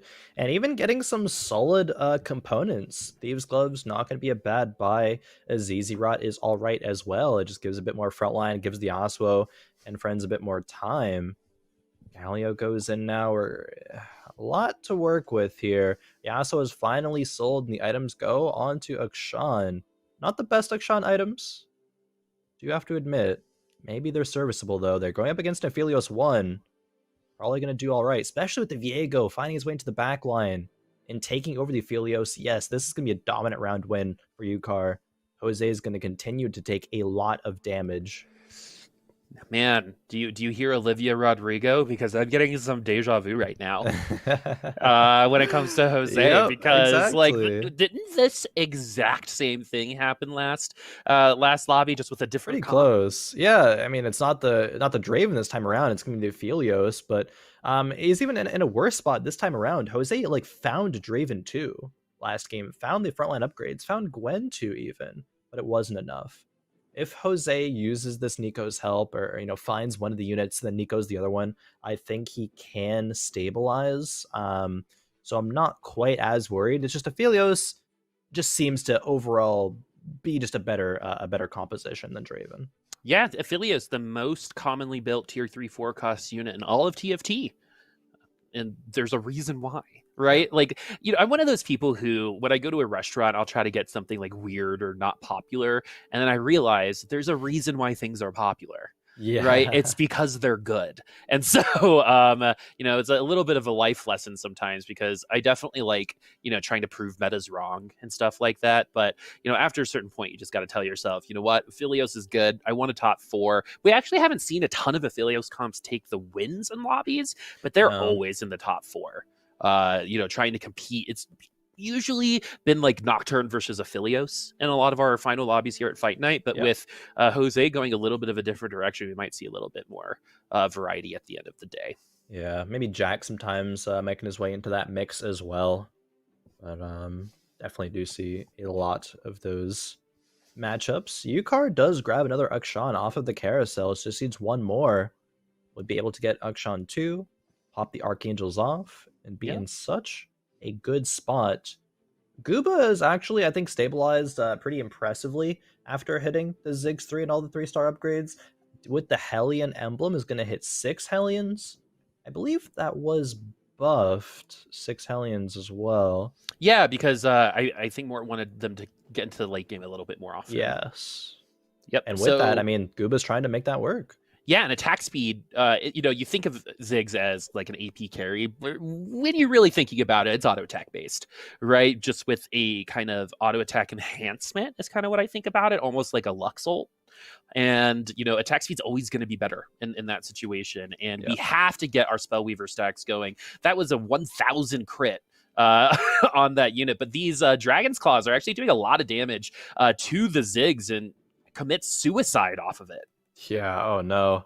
I mean, good for Jose, though. Jose took a lot of damage for the past, 4 rounds. Finally stabilizes at 32 HP. Gooba takes a big hit. Yomu drops to 1 HP. Maki trying to hang on as well, but doesn't. Goes out in 7th. Caspar, I don't believe you mentioned earlier, goes out in 8th. And that is back-to-back 8ths for them. So did Spherical also stabilize at 30 HP last lobby? Yeah, I believe so, or at least around there. I think it was it might 30, have though. been 30. Yeah. So maybe this is the lucky number. I remember Jose like 3 times in a row winning a lobby with 44 HP. So I wonder if, sometimes you just have your lucky numbers. Maybe it came in a fortune cookie. I don't know. But Spherical feeling pretty good right now in 2nd place. Doesn't seem to mind hanging out at the bottom of the standings for the majority of the early game. I love that kind of play style. And it's going to be Lucian versus Ziggs. This is going to be interesting. This comp is pretty squishy, and Lucian notoriously good against those kinds of comps. But you got to look over at the Ziggs, who is going to be doing more damage as time goes on, which gives him more lifesteal with that Rage Blade. And we're still in it. We are still in this round. That's crazy. Oh, he got stunned. Ah, I was kind of Man. rooting for the Ziggs. I'm not gonna lie. I Okay. really wanted to see them come back. At least with that cannon stun and the Ziggs holding out for so long, Gooba was able to survive, because if those couple of units didn't actually go down, Gooba would have been out in 5th. Now gets a chance to play for the top 4. Yomu goes out in 6th. Oh, this is still just a cannon 1 as well. Where are the other cannons? Cannon's hiding. Not a ton of Skirm players right now. So we'll see Kennen maybe hibernating for the winter. I guess so. I don't know what they do in Vandal City when it gets cold. So we're just gonna have to try to find. I have no idea what the Oh yeah, climate's like around I feel Vandal Vandal City is pretty south on Runeterra, I think. Is so it? it might Okay. not. It might not get cold there actually. Interesting. Look at that lore dump we just had. Lore dumping and learning. Yeah, it might be wrong. But we've lore dumped. Very much might be. We're not lore masters of Riot Universe. Maybe one day when the MMO comes out, then I'll go to be a lore master. Yeah, I'm so excited for those games, like the fighting game too. Yeah, just to see these characters in different ways, like even in TFT, right? It's so cool. I also wonder how many people that play TFT subconsciously only play TFT characters on the Rift, because I noticed the other day that I strictly play TFT characters on the Rift. That's interesting. And I wonder if it's like from driven any like skin sales, or just in general, right? Like I usually will play whatever's in TFT, and I think like even with skins, I was buying a Karma skin the other day, and I was like, oh, I'll buy the TFT one, and I wonder how many times that's happened. That's very interesting. It's a good business model. Thought with the skin the other day. I was like, "Ooh, Dawnbringer Rivet. All right, that's one of my skin shards. Maybe I'll upgrade that one." Exactly, or like Fortune Affilios from earlier in set 4.5. But we have our top 4 friends. Gooba is going to finish in 5th place again. It seems like that Zig comp good up until this very moment. And it seems like not necessarily the comps that are good against the Zigs. Maybe it's the itemization, not quite getting there just yet, but maybe we need some shivs to help out. 5th place, though, each time could technically set you up for a top 4 or top 3 in a fight night, though, if you get like a single lobby win. That is true. The potential is still there if no one else is dominating. We'll see if that's going to be the case. We have a couple of Lucian players playing against each other in this round. Slinkg versus Spherical. Spherical is no longer at 30 HP, and they're actually going to drop even lower after this one. Unless the Akshan pulls out a miracle, but no, unlikely with how tanky this Garen and Lucian are. Does survive with 4 HP. Jose goes out in 4th for top 3. Yeah, fall from like a pretty big lead, and thank goodness we had that lead because we wouldn't have top 4'd without it. But this Cavalier Garen, I almost called him Darren.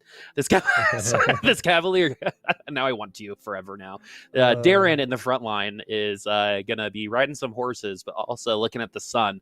Going to be renewing some health as well. So not only are you going to be even tankier with the Titans, you're going to each time charge with that Cav spat, going to be even tankier. We're going to see 2, 3, maybe even 4 ults from this Garen. And going to be a wonderful unit to put in the front line for this Jax, for example, to get stuck on. Let's see. Oh, the Viego finding his way into the Lucian. The backline is not going to fully convert the Lucian over, though, so gets a chance to heal back up. And with the tankiness of this Cavalier Renewer, oh my god, look at this Garen just sprint all over the place, even almost match the Lucian damage. That is like a one scary Garen, I know. Yeah, it's just like an offensive lineman there. That is a bulldozer if I've ever seen one. I mean, any football team would be happy to have that Garen on their side. Jesus, that is going to hit you like a truck. I'm just like, I mean, me being like 120 pounds, if I'm ever near anyone resembling that Garen or a lineman, I'm running. Like, can I run off the board? It's just, I don't want to be in front of that thing. That is way that's too true. Scary. You weigh less than half of my body, I think. Anyway, you definitely weigh less than my personality. Wow. I don't know. I'm sorry. 27 HP at the top. Spherical stabilizing once again at 4 HP. And Khroen, I really don't see how this Garen loses, but it could be the Akshan with the ingrained last whisper. Anything can happen. There's Akshan 2 and Lucian 2. They're going to try the Titans. I mean, even goes to help Garen out a little bit more. As soon as he gets his ultis off, Lucian's going to be sustaining. Yeah, nothing can take him out. Looks like it is going to be a Slinkg win. so funny seeing this Garen in that calf spat every time he charges. It's just I Oh, imagine it in real life, and it's just like if Thomas the train engine, a tank engine, like was possessed by a demon, just chugging along at you, or that scene in Get Out where the guy's just running straight at the camera. Kind of reminds me of all of that. But what a good lobby that was for Slinky. yeah. That Garen carry is what brings him that lobby win. What do we have? We had an Aphelios there, an Uxon, a couple of Lucians. It's just And more AD. Ziggs. Yep. AP is just still not finding its way on to anyone's boards. Not even any Vel'Koz. Like there was Yeah, at least one 0, Karma, but actual 0 Vel'Kozes which is is weird. yeah, pretty weird, pretty wild. Yeah. Vel'Koz is just sometimes you just happen to fall into it as we look at these scores and maybe see if Vel'Koz can fit into this at all. Spherical going to get a lobby win and then a second place to Yeah. keep a very good score line at 18. Sling G going to have 16, Yukar at 15, and then a pretty big drop down to Yomu and then Guba, Jose, Harukawa, and then Kaspar. So once again, our top 3 from last week residing in the bottom 4 right now. Yeah. Jose, Guba starting to fall behind. They're almost, a whole lobby behind Yukar at this point in time. It's going to be hard for any of them to get back into the top 3. I mean, Jose has done it before, has kind of pulled off some miracles.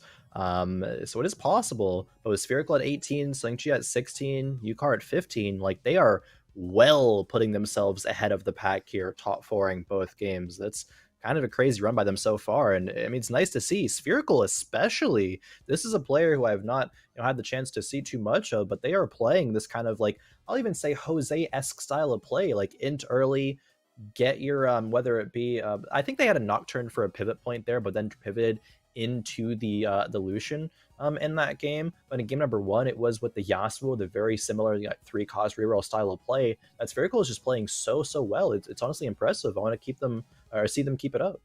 Yeah, totally. I think there is some stimmy strats that are happening there that I think it would be fun to talk about when we get back. But yeah, really great first half. And we'll see if anyone from the bottom side of the leaderboard is able to, flip their fortunes. We will see in just a few minutes, but for now, we're going to take a short break. We'll be back soon for more Fight Night Rising brought to you by Wisdom.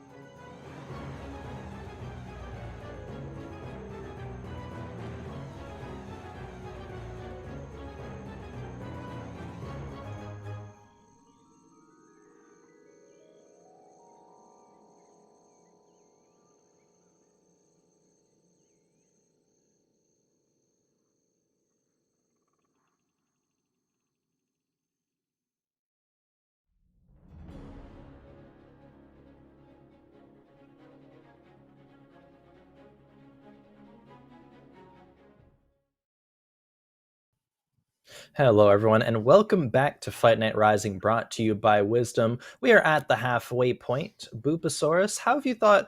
What have you thought about the first couple of games? Any trends that we've seen? Sure, there's a spherical kind of almost like running away with this one so far. I don't want to jump the gun on that one, but what are some thoughts that you have after the first two games? Trend alert, Draven, not that great. Not True. that great right now. Hellions having a little bit of a hard time. I think there is a world where that Ziggs top fours, maybe on ladder. I don't know about on a tournament aspect like this when metas are determined by those 8 players. So some fun ladder shenanigans might not work out as well, and maybe that's why we're not seeing that kind of success because Gooba seems very, very committed to it. Yeah, probably more committed than he should be. I was looking at that game number one, and keeping in mind what Gooba played last week, it was like 3 games of Karma. I was like, oh, this is easy Karma pivot. Sig's one of the best ways to get there. And I think if they had gone for the Karma route, it probably would have been. I don't want to say probably would have been in top 4, but I think it's definitely more likely for it. So at this point, 1 game you can call it a fluke. Two games, maybe it's a bit of a trend. So maybe Gooba should steer away from this Ziggs kind of Hellion reroll and actually go into these AP styles, because AP is wide open. Not only is no one really playing Karma, maybe there was 1 game in game number 1, but no one's playing Vel'Koz either. AP is very wide open for honestly anyone to come in and to grab right now. Yeah, weirdly as well. Whoa, I was from the south there for a half second. Weirdly as well, not a ton of Kale at all either. We've seen some attempts True. at it, but nothing really pushing to the end. And so none of that, ramping up, slow roll type of Kale. No Vel'Koz whatsoever, which is absolutely insane to me because I feel like that's just a comp someone goes because they have to.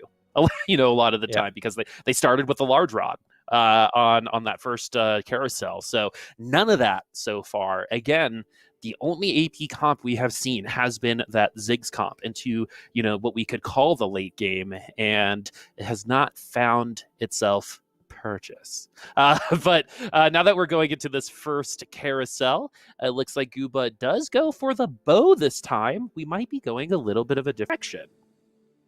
Yeah, we'll have to see. I mean, again, 2 games, bit of a coincidence. Might have to fully pivot out of that one. A few people going for the bow, a couple people going for the sword and I believe it was a belt. One person got a glove, pretty uncontested glove there.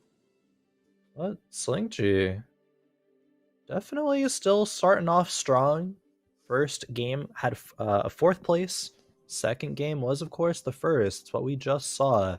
The Garen Lucian. Absolutely insane. That was one of the strongest Garens I've actually ever seen. That's the thing about the Cavalier spat. Not only is it a pretty good spat, even for a splash, it also provides hilariousness because of how it works. There's just some units that look especially funny moving just that quickly. At all. And Garen was definitely one of those units. But this is an interesting opening, my friends. This is something we haven't really quite seen just yet. A lot of players would see this setup and think, Draconic? Yeah, any Draconic A-Bomb players? Yeah, where's if we're that gonna been at? see Vel'Koz, right, this might be the board we see it on. That is true. Some players do still, I think Jose was one of them. They still were okay with playing Draconic early, but really just using that as, generating extra econ and then pivoting into things like Assassins. So even with the Draconics on the bench, there's no guarantee that it's going to be any Vel'Koz route. There is a sword, there is a rod as well. That could be like a Shojin's Jewel Gauntlet, things like that. So she has to be at least considering it. But with this Olaf pair now being, tiered up to tier 2, definitely a lot more of an argument to go for some AD style. Mm-hmm. The Udyr can fit into both because of the skirmisher buff. I was playing against a tier 3 lawnmower Udyr the other day, and that poor thing, so much work for so little result. That tier 3 Udyr didn't feel that amazing. As now we're looking at Caspar. We have a double bug with a little bit of chug. Yep. There we go. Getting some Chug Bug back on the table. Let's see how well it does. I mean, Caspar needs a bit of a miracle to pull back in this one. Double eighths, maybe double first can get them back in the top 3 or top 4 range to get some money. Certainly a very, very uphill battle. But how big is the hill going to be, right? Sometimes you can crest that hill, That's true. just like Spherical has done twice, once to win a lobby and another to get that second as we get the belt. So we're going to start dressing up our front line in a little bit of fashion, it looks like. That is true. I feel like, especially players that are NA or at least play in the NA server, they're going to have looked at the NA regionals and Robin songs, be like, you know what? Nothing's impossible. If Robin songs can go 1-1-1, 5-1-1, NA regionals, I can string 2 wins back to back in Fight Night Rising. Like, that seems like that hill is just a little bump. Like, they can just step over it, honestly. Like, oh, easy. WWRD, right? What would Robin do when it comes to TFT? Because I swear to, I'm willing to bet that we will never see that performance again. I really don't think so. That was one of the most dominating performances we will ever see against the highest of high competition too, which is even more impressive. Because, if you were to tell me if someone got 40 points at Fight Night or Robin, right, which was more impressive, I think you'd probably lean one way. But 4 lobby wins in a row could be absolutely insane. I don't think we've never seen it. It could still definitely happen, but to just, again, we've never had 4 lobby wins in a row where Robin won 5 at the same time in one tournament. So, mad props.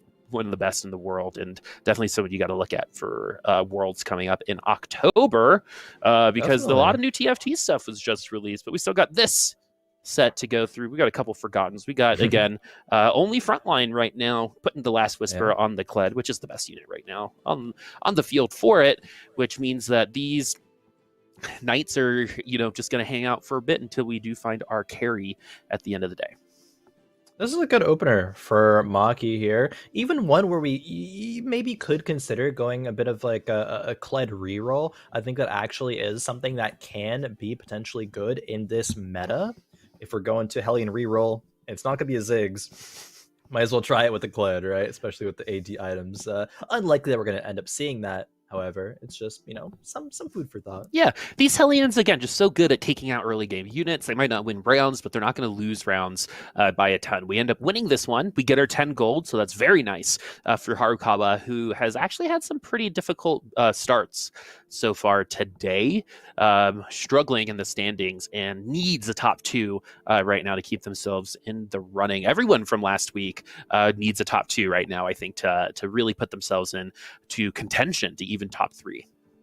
Definitely. This is a big game for, all of those players who top 3'd last week. Jose especially, who, is starting to put himself in the running for contesting how many returning weeks on Fight Night. It's currently at 10. 13 is the record. Maybe going home this week would be a bit of a disappointment for him. We're going Ziggs again, friends. It's happening. We're doing the run back. Maybe third time's the charm, right? For most of my relationships, that's not been true.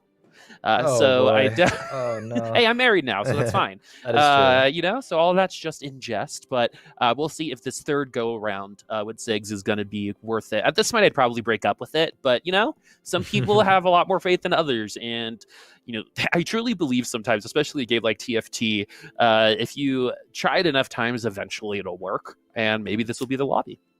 True. I mean, the phrase popped into my head, and the phrase was, if it ain't broke, don't fix it. But if it is broke, you probably should fix it. And that's not what Gooba wants to do. Instead, stubbornness is going to reign supreme here. It's going to be good as of right now, not being able to fully win streak one way or the other, though, even with 4 Ziggs. I mean, the Ziggs are showing up for Gooba. It's not like he's not finding any Ziggs and is still forcing it. It has a Nico's help as well. Okay, from this spot, this is the game that Gooba needs to at least top 4 if he wants to make any case for this composition being remotely viable. I totally agree with you, because again, these items these same exact items could go on 2 different carries, I think, that we know could produce, right? Yeah. You could put it on a Vel'Koz, you can put it on the Karma, right? But we're going to go ahead and put it on the Ziggs and have it be more of an auto attack based type of unit, which, has been very popular in this particular meta. So, I mean, I get it. If you think like Aphelios is going to be good, you could assume that someone like Ziggs can find some success. But again, that just hasn't been the case. I don't think we find our Ziggs 3 fast enough. And when we do win, right, like it is an advantage when we lose because we're not losing by a lot. But when we win, we're not necessarily winning by wipes either. So we kind of got stuck in like 3rd to 5th. And when we have to make our move, our comp's already starting to get weaker. So it's an interesting power kind of regulation here from Gooba, putting so much into the early game and not necessarily gaining anything out of it just yet. Yeah, Gooba did level up to 5 before that round, though, which makes me think that Gooba might not be as committed to rerolling the Ziggs. Might actually be like, you know what, I'm going to push levels, find a Karma instead, utilize that Nico's help in that way, and probably be more likely to get a better placement because of it. Still, Gooba could go for the Ziggs. It all depends on a lot of factors, but we'll check in with him a bit later as we do move on over to Yomu, who is going to be running AP this game. So maybe we'll finally see a Vel'Koz at this point, because it is surprising we have not seen a Vel'Koz yet. Yeah, it seems like we just got a lot of AP items on this board, so not even a choice, really. It's just kind of the way we have to go, unless we're being really hard-headed and going to build a ton of Rage Blades and Ionic Sparks or something. But yeah, I could Jewel Gauntlet IE, play Lucian, we could get there. It's a possibility. It's definitely a possibility, but we're moving into Draven already. And I was talking to Jirachi, who swears by putting AP on on the Draven. It's a lot more lifesteal at the end of the day, but it's good for memes. And if you get a blue buff from like Shelly or something and Draven still needs an item, go ahead and do it. But the Jewel Gauntlet on the Misfortune, definitely a little bit better and should be able to help things out. But I actually think our unit kill potential got worse just then. We're going to need a couple casts to make it happen. Yeah, Misfortune's probably not going to kill anything with just one cast, and she's not going to survive for very long, especially with Thresh hooking her into the center of this board. Might get another cast off? Okay, she does. Ooh, it's going to be all up to Kled. There you go. It's there. 6 difference as well, but I think maybe it's not enough. Oh, but it's the Draven. Kled is going to get some more attack speed. Overtime does ensue, and overtime is going to help. Really fun round to watch. But if I think we actually kept the Ziggs, we might have done better there. Single target damage in that particular round would have been much more effective than AoE damage, as we just saw. Yeah, maybe so. Level up to 6 on 3-1 and still lose to a level 5 board. You hate to see it. That's another one of those things where it's like, sell your carry, put the items on kill, lose, feels bad. That's like also the kind of similar feels bad kind of energy there. Not as feels bad as losing to Krugs. True, apparently Caspar lost to Krugs. Oof. All I can say about that one. Yeah, I lost was not enough. I lost to Krugs last night. It's fine. Oh no. I was open forwarding. It was like, do I kill the Krugs or do I want to keep this 50 gold? I decided to get the 50 gold and I top forward, so it was fine. It was fine. Oh, I feel like I've heard you say that another time as well. You're like, I lost Krugs, but still top forward. That's like your staple. Maybe that's what I need to start doing. Maybe I just need to lose to Krugs. Because I got lucky because I did kill 2 of them and I got items out of them. I think the 3rd Krug would have been empty both times that's happened to me. So yeah, it's never too late.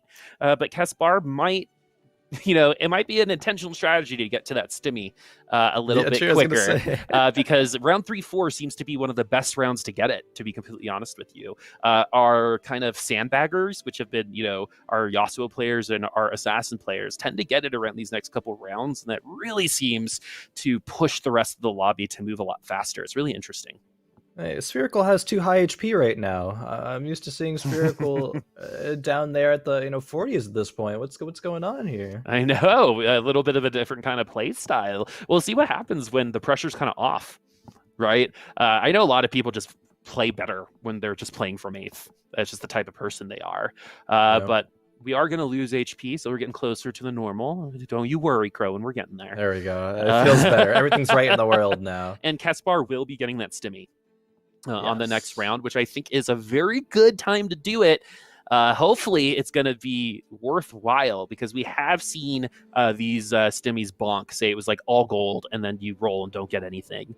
Then all of that advantage is literally worthless. Yeah, or you get a tome, and the tome is kind of useless at this point as well. That could definitely come into fruition, or components that you're not really willing to slam. Could be a spat that you have to wait for. Caspar, let's see what they're getting here. Caspar was the chug bug gamer. Still is. Still is. Oh, 6 has like no Kha'Zix. items. Yeah, has a Hodge now, has the Stimmy. Let's see what it gives. It's a Reforger, another Spat. Okay, not awful. The Reforger might actually be nice a little bit later as we start pivoting off of some units, but we're going to keep chugging and bugging. Let's see how it works out. Not well so far. Board, yeah, I was going to say, this board as of right now is still not quite there. Get a Soraka 2 at least. A couple more bugs needed. And we're getting definitely a lot more to be desired. Yeah, we're definitely getting kind of late in the game. You almost kind of want to have it locked in already. There doesn't seem to be anyone really contesting this. Nice crit, though, to help out, because Kha'Zix is really good at ulting people and then barely leaving them alive. It's nice to actually see them get the win. And so what they were able to do against Yomu, what they weren't able to do against Krugs, which was take the dub there. And again, that beats. You can lose to Krugs and still stabilize, right? It is not over. All right, Radiant items being presented. Not a good Kha'Zix item, I would say. Demon Slayer is like a maybe, but generally like a GA or RFC.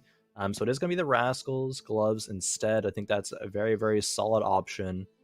It just kind of feels bad to not have something for either the Gragas or the Kha'Zix. A couple of Gragases in that shop.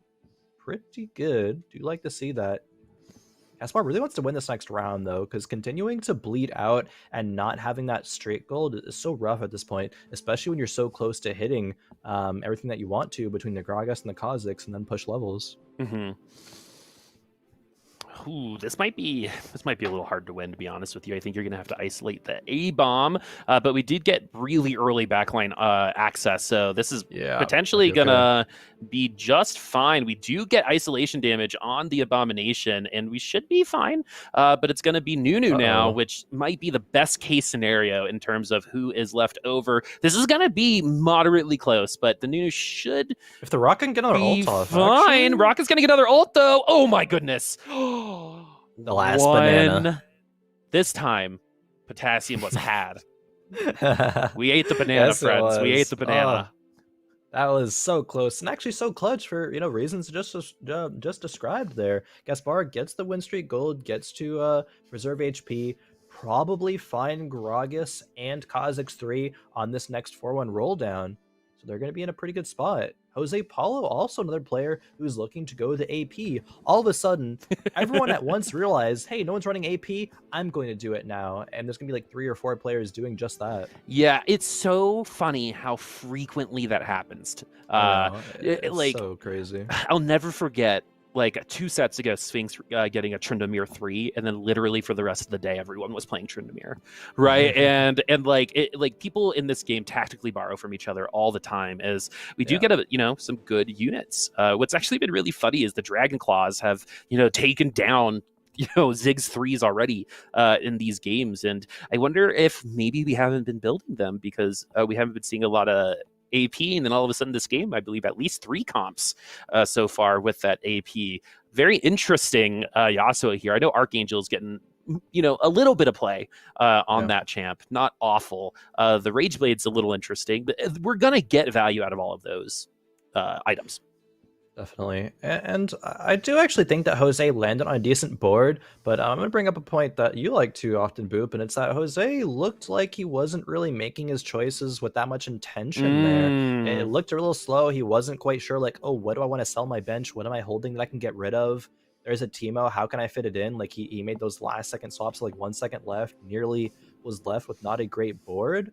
I think while Jose has shown that he can be a very flexible player, I think we're showing some of these scenarios that he isn't quite comfortable with, and that'll happen when you literally play nothing but Nocturne for months. You start to not realize all these scenarios that maybe some other players would. I think one of the best comparisons that I love when it comes to that situation is, we talk about running these comps as piloting, right? And it's kind of like when you get into a new car, right? The brakes feel weird, the gas doesn't feel just as right as your old car. Like there is a definite you're not gonna run crash your car. You know how to drive, but there's definitely some adjustments you have to make. You have to move your seat, you have to get everything just right, and that is where Jose is on these other comps. We're still trying to figure out what just right is. As we move over to Caspar, who had quite the roll down, it looks like, after we left, as both the Gragas and the Kazakhs now find themselves at tier 3, and we should definitely be win streaking from this point on. Burst damage is going to have to be the kind of defensive pick against Caspar, who is on a win streak right now. Spherical, 32 HP. That's too many. We'll see what happens. Yeah, true. Caspar is chugging and bugging. Spherical gets the stimmy, gets a potential redeemed emblem or assassin. Draven is the carry of choice, and I am concerned, Boop. Draven has not worked out for these players. Rageblade Draven needs a really good front line to allow Draven enough time to ramp up. But the front line isn't really that great. It's not terrible by any means. There's no Gallios, there's no Rel 2. See what value the Shroud gets. Ooh. All right, it is going to be nice. Yeah, especially stopping up on some of the Spellweaver ramp up.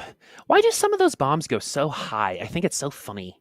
True. It's like travel distance. Yeah. I don't know. Oh, maybe if it's like a close hex, it makes it so it's the same amount of time as a far hex. Oh, maybe. Yeah. I but think so. Yeah, Spherical going to take the dub on that one, and that's going to be pretty normal against that particular comp. If there is a comp that Draven's good against, it's probably Hellions. And now we're going to see how far we can go with it, because in a world where Yasuo has played so much, these front lines are already pretty thin, right? And that's where I get a little concerned for comps like this. Yeah. All right, gonna be a belt. Probably just wants to make that a Banshee's Claw, protect the Draven in the backline. Gonna be a solid use of items there. There's gonna be a floating spatula and cloak end up left. Redeemed emblem is not going to be good for Spherical.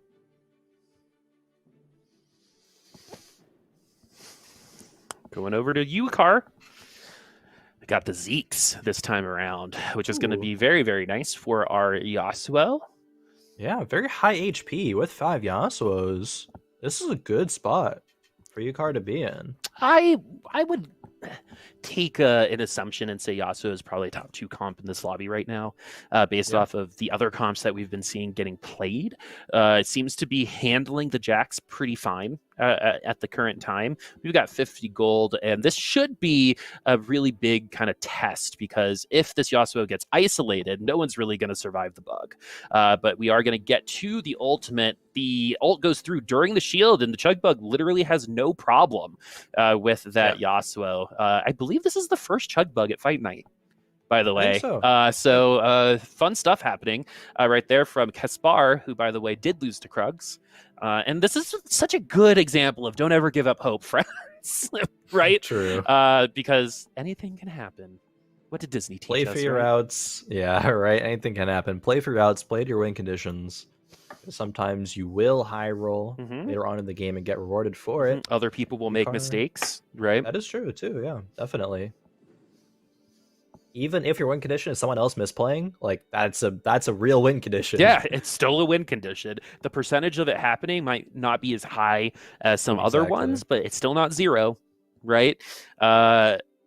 And this Yasuo with the RFC should feel okay in the second row, especially against comps like this. This is kind of the comp that you want to see, but hopefully the Lucian, i.e. Jeweled Gauntlet, you love to see it if you're that Lucian player, focuses down on the Yasuo, which did not happen. We are going to get another ult from that Lucian, though. It is, but what's it gonna do? Not much.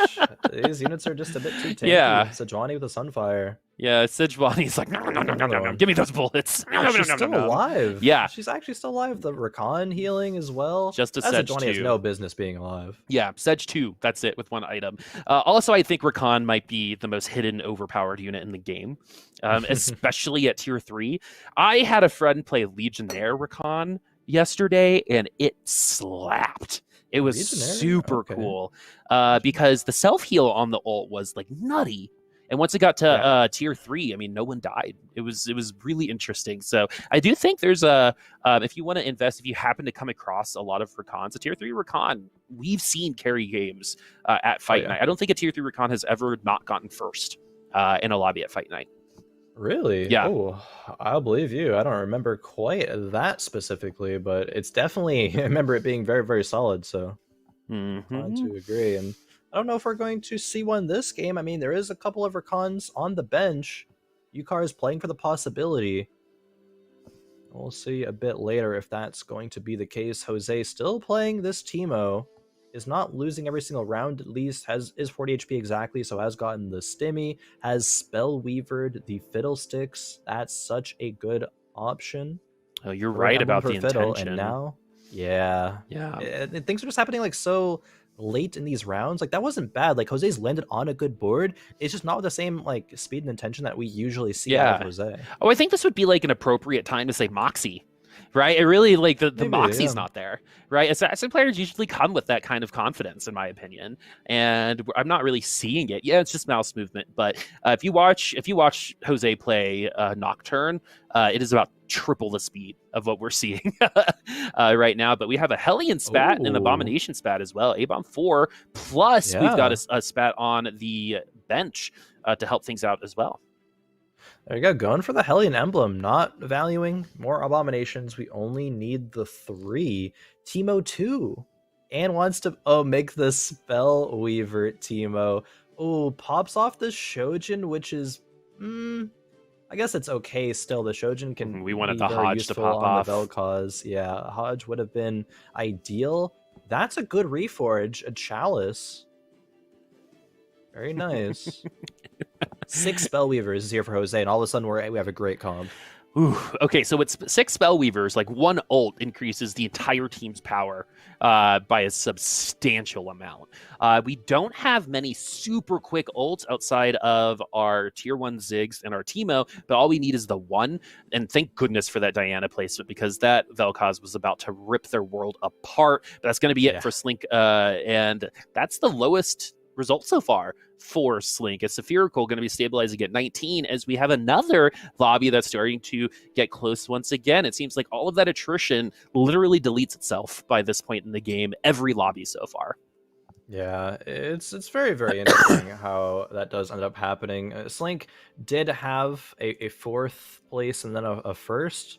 This is going to be their worst placement, as you mentioned, for the day. Still in a decent spot to get top 3 or top 4 on the night.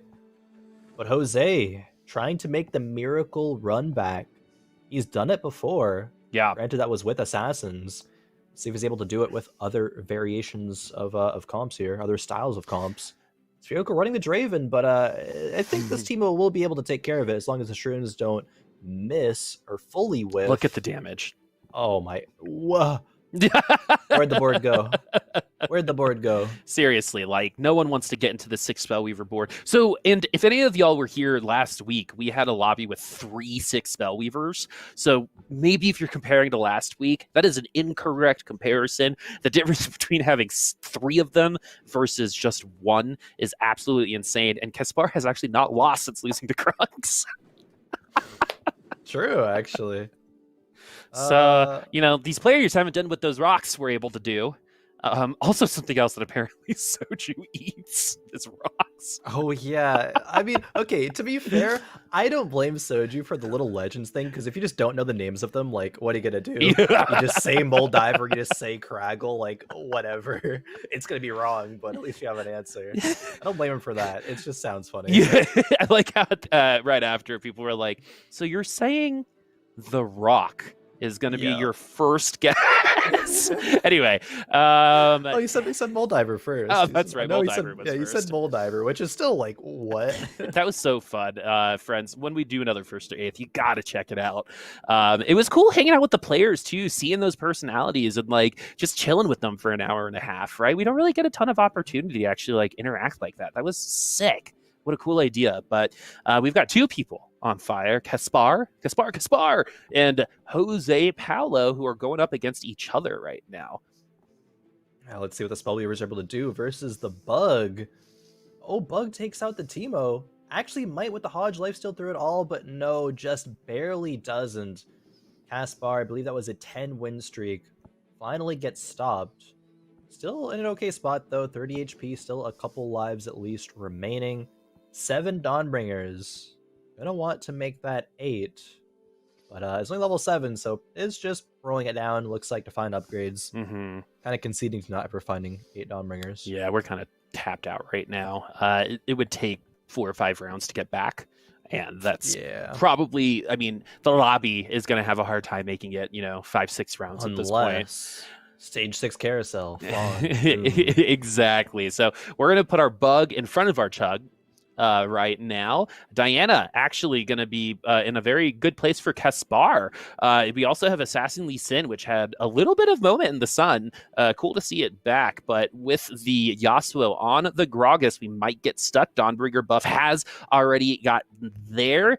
The Chug Bug is online, but not enough damage. Now, though, this Yasuo is isolated, and this should be it.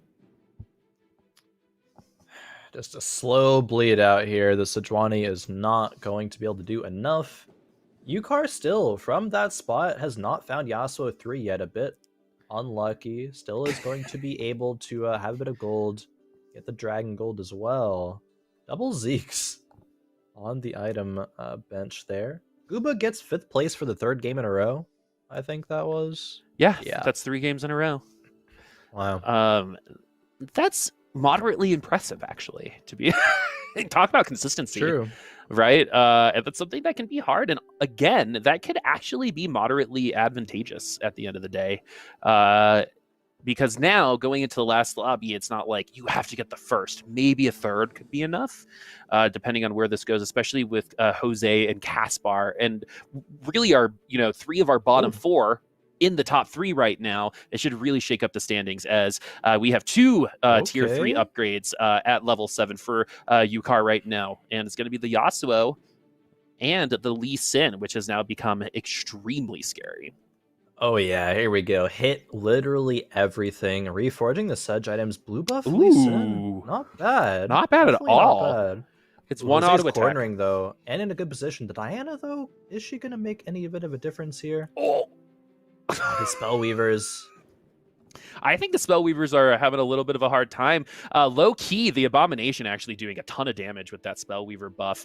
Yasuo survives. No Krewils right now. So Jose actually going to lose this round against the Yasuo. It's almost like Yasuo 3, you lock in that top 2. We'll see if we're going to see the win here eventually. But Jose also has 50 gold. So level 9 on the menu. Yep. Was looking for it. I mean, the only one with gold right now, it looks like. Oh, Maki, exact lethal gets taken out by Caspar. Jose levels to 9, still about 40 gold left over to roll with. Finds another Ivern. Oh, I looked at the Ivern on the board. It was like, oh, it's the Ivern 1, but no, it's just a Hellion Ivern. It is Ivern 2. It's just so small. And it's actually really fun too, because Ivern's just one of those units that just benefits from a second chance, right? Because Daisy also gets a second chance. And we're only 3 Iverns away from Ivern 3, and Ivern 3 is absolutely hilarious to watch. Shroud there, 6 Spellweavers, so much damage, and we did get rid of the Kha'Zix already, and with the Hodge, we're getting full health back every single time. 6 Spellweavers, pretty good. It's Caspar going to fall. I do think that Chugbug could take down that Teemo. It's all about positioning and making that happen. Lee Sin taking an entire ultimate from the Gragas and no damage from it. And this Chugbug might be just fine, actually. We'll see if overtime changes anything. Lee Sin, no, he's not gonna be able to get the ulti off again. Bramble Vest damage, a bit too much. Jose winning. It's so hard. Like I'm inclined to agree with you. I think there's a way that the Chug Bug can win this. It's just that with Jose cornering and being level 9, it's so hard to get to that Teemo and prevent the Vel'Koz from getting one ultimate off. And that one ultimate from the Vel'Koz, even though he's kind of the support Vel'Koz, is still benefiting from 6 Spellweaver, is still doing insane amounts of damage. Because the thing about 6 Spellweavers, you don't need to build damage, right? That your casts are going to be your items technically, right? But we have damage anyway, so it is. You just got to burst down that backline as quickly as possible. Maybe get a shroud on him. Oh my goodness, one of the meatiest Diana ults I've seen in recent memory. But is it going to be enough? Yasuo is still in the backline, gets stuck on Daisy. 3 crits on those mushrooms, 1-shots everyone in front of Teemo, and there is a legitimate opportunity for some cruel action happening here. But it's gonna go down to exactly what it was last time, which was Yasuo and Sedge versus Daisy.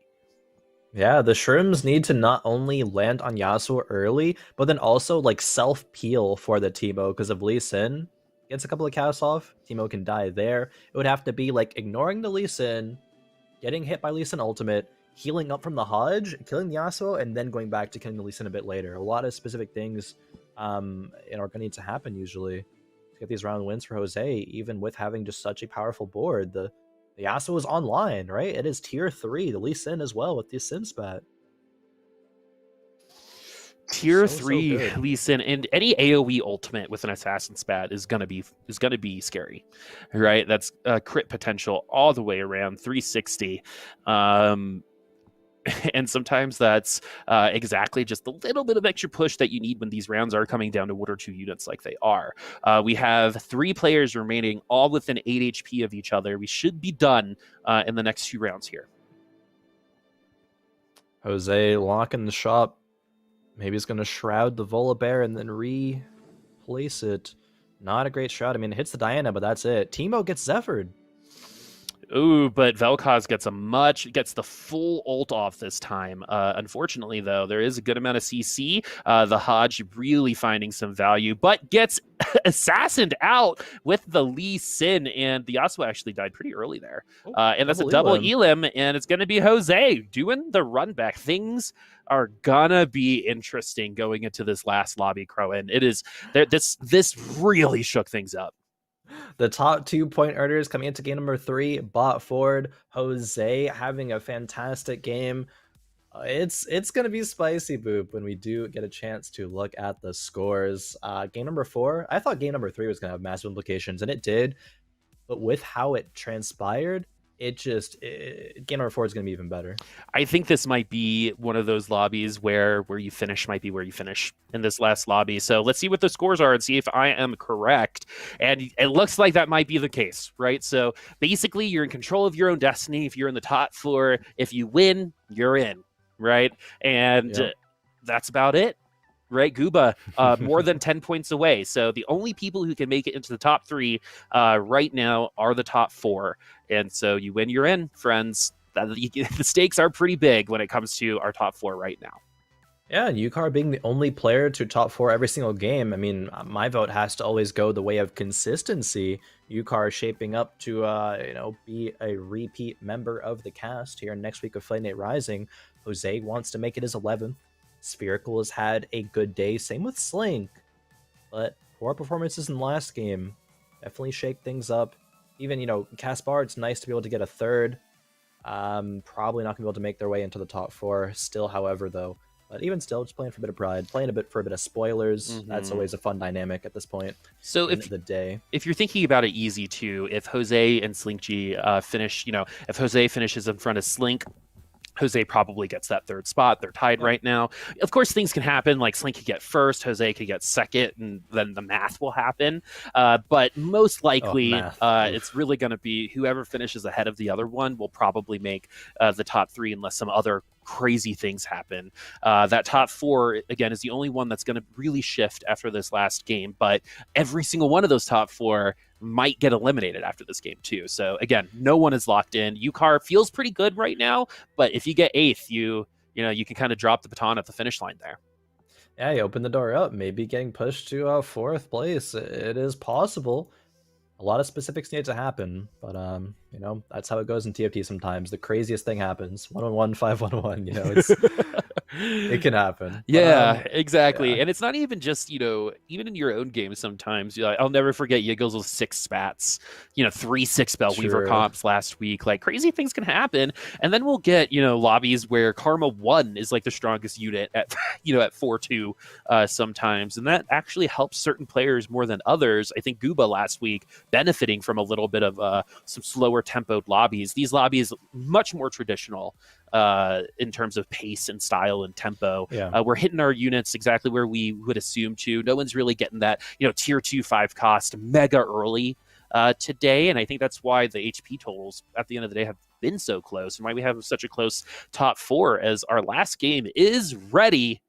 Top 4 is still yet to be determined, which also means that top 3 has not been determined. It's really Slink G and Jose on the brink of elimination, both at 18 points, tied for 3rd place. I see what you're doing here, Jose. You win a game with AP, you say, you know what? I'm going to start with tier, wins the 1v1 on the carousel, gets the tier opener. You might have Jose being like, you know what? AP went pretty well. Let's have a little bit of a run back. Do it again. I also see an assassin and I'm like, oh, maybe we go back to good old classic. Sometimes water tastes great. Right? It's just super refreshing, and you just need, what's familiar. And for Jose, hydration is Nocturne, and it might try to help him bring up that victory. But right now, we were just playing best on board. A tier, like you said, should slot into almost any comp. To be honest with you, that's fair. Yeah, it can go into those 80 comps, especially with the Hand of Justice being pretty popular right now. And you saw the Archangels on the Yasuo not too long ago. So if you're like afraid of commitment, starting tier is actually not a bad idea. Yeah, the only thing that can get awkward is if you get another tier. Most compositions won't be able to utilize that very well. 2 hands, two gloves, though, man. Yeah, true. 2 hands, 2 gloves. I was gonna say the Yasuo can be the exception to that with having like an Archangels and a Hand of Justice. I think those would be really good items paired with RFC or Runeens, probably Runeens though. And Spherical already has a Yasuo on the board. I think there was someone else who had a Yasuo as well. I have to check that one out a bit later on. Let's see what components Jose gets, and it is going to be another tier. I feel like I just spoke it into existence. It's like saying 7. Probably with that. Yeah, I know. Jose probably with that going to be leaning towards the AP even more, especially with the board that he has. It is 2 Spellweavers. It is the new. Going for that A-bomb Vel'Koz style. 6 Spellweavers. Barely won that lobby last time around. I actually think it might have been a little bit of Mirage. That 6 Spellweaver comp was the strongest comp. Was getting beat by positioning, in my opinion, but was able to get the win last time around, putting Jose into contention to potentially win once more. But really looking at that 3rd place, we have the blue buff on the Ziggs, one of my favorite early game units, and the Spellweaver buff helping out the Nunu there with that chomp. He had a little food. Ziggs going to be able to close this round out up against Maki. Jose starting off decently strong, did level to 4, so wants to start to win streak. Move on over to Caspar, player who's maybe playing a bit of spoilers. Sins are on the board. Same with an Udyr. Got 2nd last game? 3rd? 3rd, I believe. Yeah, after losing to Krugs. That's a pretty cool story, I'm not going to lie. Because this is like one of those times, like, if you lose to Krugs and you beat someone, you'll always just be able to have that over them.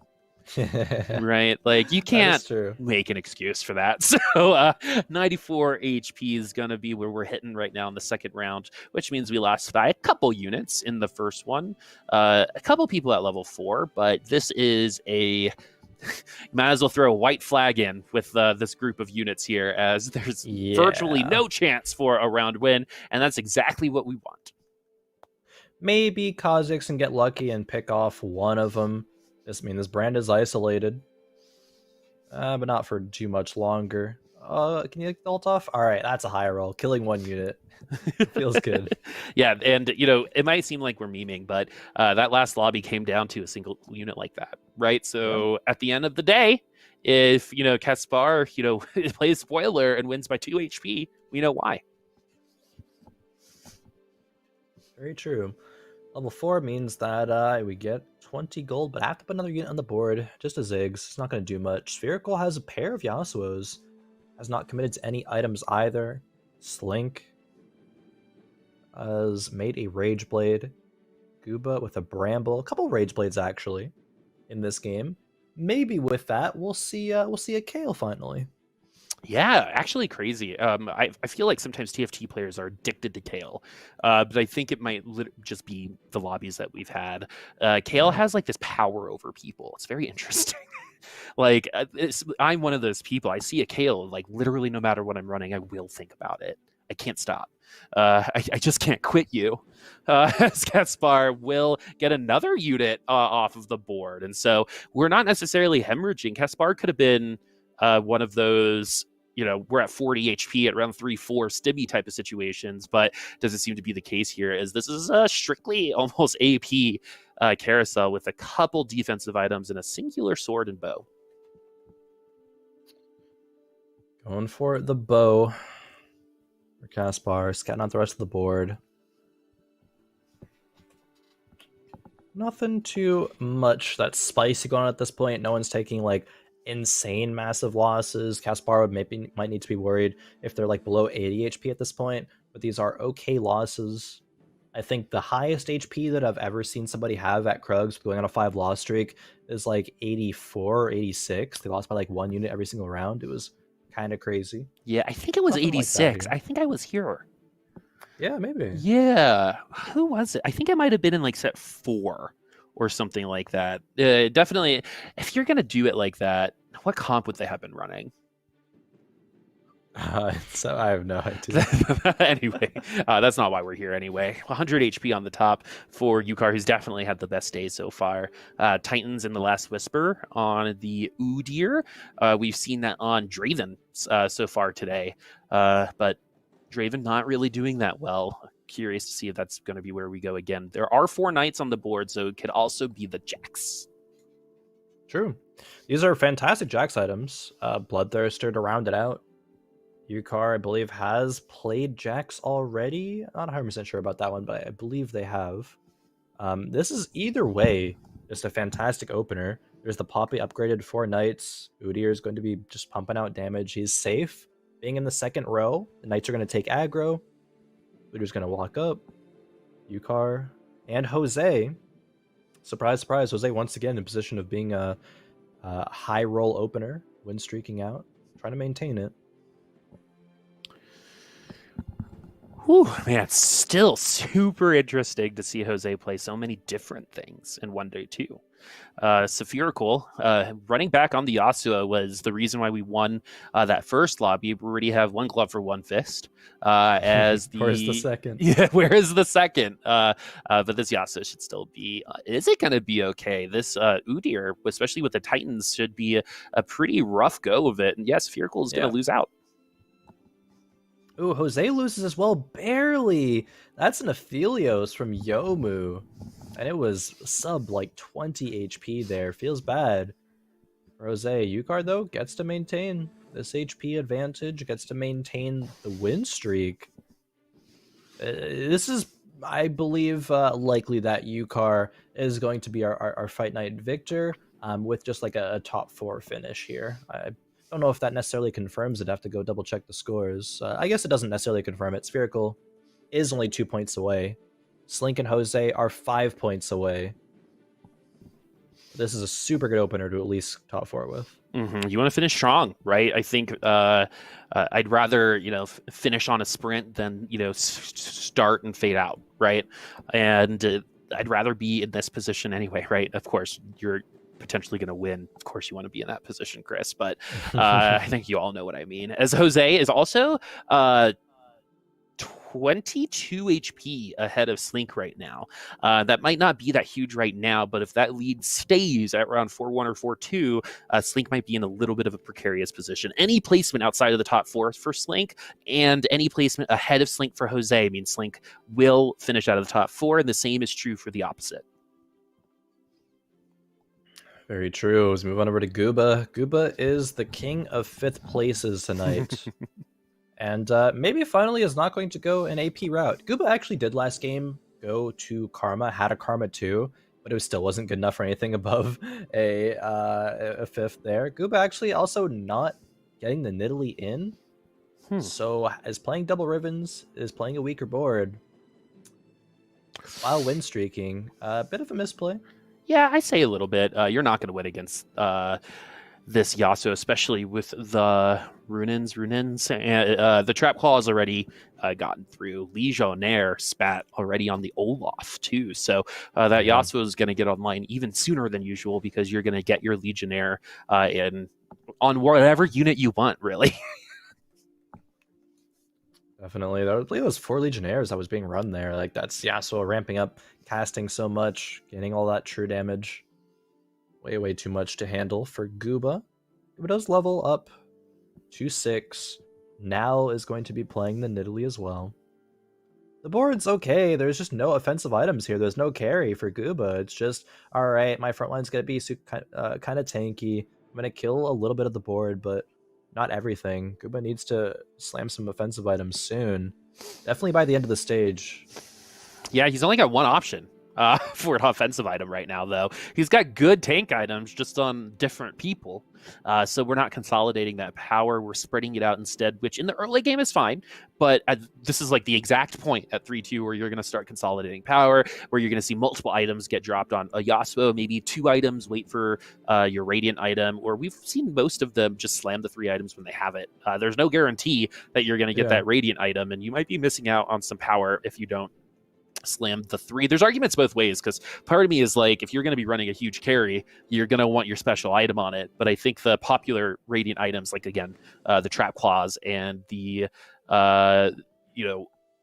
redemptions and stuff, are just as good to pick. So not that important, but a nice to have if you get it there, is kind of how I interpret it right now. Definitely triple Zyra shop, but unfortunately this is the only game where Gooba's not running AP. So hate to see that one. Oh man, what's so crazy too is that Gooba's been running the Spellweaver comp the whole time, and then it was Jose who won the lobby with 6 Spellweavers. So I think that was probably what Gooba was trying to go for, or something pretty similar. I still think going Karma might have helped, but maybe not. We still might have ended up in 5th anyway, as the king of 5th place is in 5th place right now, at least tied for it. Exactly, and I think there's a couple of different routes of the AP styles between Gooba and Jose. Gooba was playing the okay, I'm going to use Ziggs to maybe get me to a Karma. Oh, just kidding, I'm going to reroll for the Ziggs. But either way, still, Jose was playing for the Abomination, Vel'Koz route. Actually, I thought this was going to be a Gooba loss, but the Olaf able to stick through and actually take down Yukar's win streak. That's a bit crazy, didn't expect that. But either way, back to the point of Jose running the Abominations with the Vel'Koz. Actually carried the Teemo because he happened to find the Teemo before. A Vel'Koz don't usually have that. It's not usually the case, but it worked out for Jose, and the Spellweaver emblems were clutch. Gooba was nowhere close to that specific style of play, and I think that's a big difference about the placement differences there. I totally agree with you. As we're going over to this board, that is living on the edge. Caspar in stimmy range at least. Ooh, loaded dice. All right, and a cloak, I believe. There was items flying everywhere because he sold one. I saw that he sold the Nidalee. But yeah, I think it was the cloak. We get a little bit of gold too. We put in our Nocturne. We have 2 okay items for Nocturne, and it looks like we're actually committing to this right now. We don't have another assassin spat that we could use, but we do have a regular spat, and we have an armory coming up along with an NPC round or PvE round as well. There we go. Last Whisper and being buffed from the Zeeks. The Radiant item is going to be big if it is a Nocturne item. Give that IE, Deathblade, even Runeans, Quicksilver, anything like that could be utilized. Ooh. Man, these units just a little too strong. But it really goes to show how tanky units like Iverd and the Fiddlesticks can be with help with units from Rakan. That's just a tier 1 Rakan, and that is the second Fiddlesticks ultimate that we've seen. Now that we've gotten into overtime, Red Side should be just fine, as Caspar going to lose once more. But that was a little bit expected, as we have 10 gold, only a Nocturne 1. Titans could be a choice. Yeah. It's going to be Frozen Heart on the Heart. Diana, though. In my opinion, the best user of that item in the game will be until the set leaves. Definitely. Also, a bit of a misplay. I mean, Caspar did not have 4 Sins in that round, had a Gragas 1 instead of a Kha'Zix 2. I could have taken out a couple more units. Could have been the difference between, Caspar securing a win or, going out in the bot 4. Because every single HP, every single hit point that you have as an assassin player who's tanked so many so early is so valuable. Really need to make these pivotal transition points. You gotta get every single thing that you need at this point. 4 Sins we do have, and the Nocturne too. Oh. So hopefully Caspar can stabilize off of it. Yeah, Jax won though, especially with the Fist of Fairness. I don't know why that name always gets me. The Fist of Fairness and the Deathblade gonna stack no problem. Not enough attack speed for the Nocturne 2 even right now. And you can steal wins with Nocturne 2. That is for sure. But we want some help, and hopefully we get a crit glove on that round. Oh, and it wasn't any items. It was just the loaded dice and some gold. Oh, okay. Interesting. Loaded dice and gold. The loaded dice, even for Caspar, is not going to be that valuable as well. It's going to be a long time before Caspar is in range to get the Nocturne 3. Looks like Slinky actually found a Radiant Frozen Heart as well. If we ever add to the prize pool, I would like to suggest lamps for our streamers. Yes. I was like, what's this about? Oh, yeah, I see. Yeah, I love seeing their reactions and stuff like that. But what's really cool about TFT specifically is you get to kind of like ride along, right? There's not many sports where we can find like the actual POV of the player and see exactly how they feel at any time during the game. And so we've got Slink right now in a really precarious situation, especially with Jose at 90 HP. Originally, that lead was around 20. Now we're getting close to a 60-point HP advantage. And if, again, Slink finishes behind Jose, it's pretty much over. Slink's shaking their head there. They know that's not quite the round that they wanted to have in terms of the pivoting. 4 Knights are on the board. Jax made his way too, but there's a Volibear that's not really doing much right now. Could have been in. That Zyra is really, really useless. Slink definitely feeling the pressure. It looks like Jack starting to... Oh, that jump, though. Really fancy on the Rift, but unfortunately for TFT was just that, just fancy. Nothing more. 2 HP for Caspar, 23 for Slink. We get a Skirmisher Spat. That could help. Potentially. Still rolling down. Still has the dice. Ooh, dizzy. We're dizzy.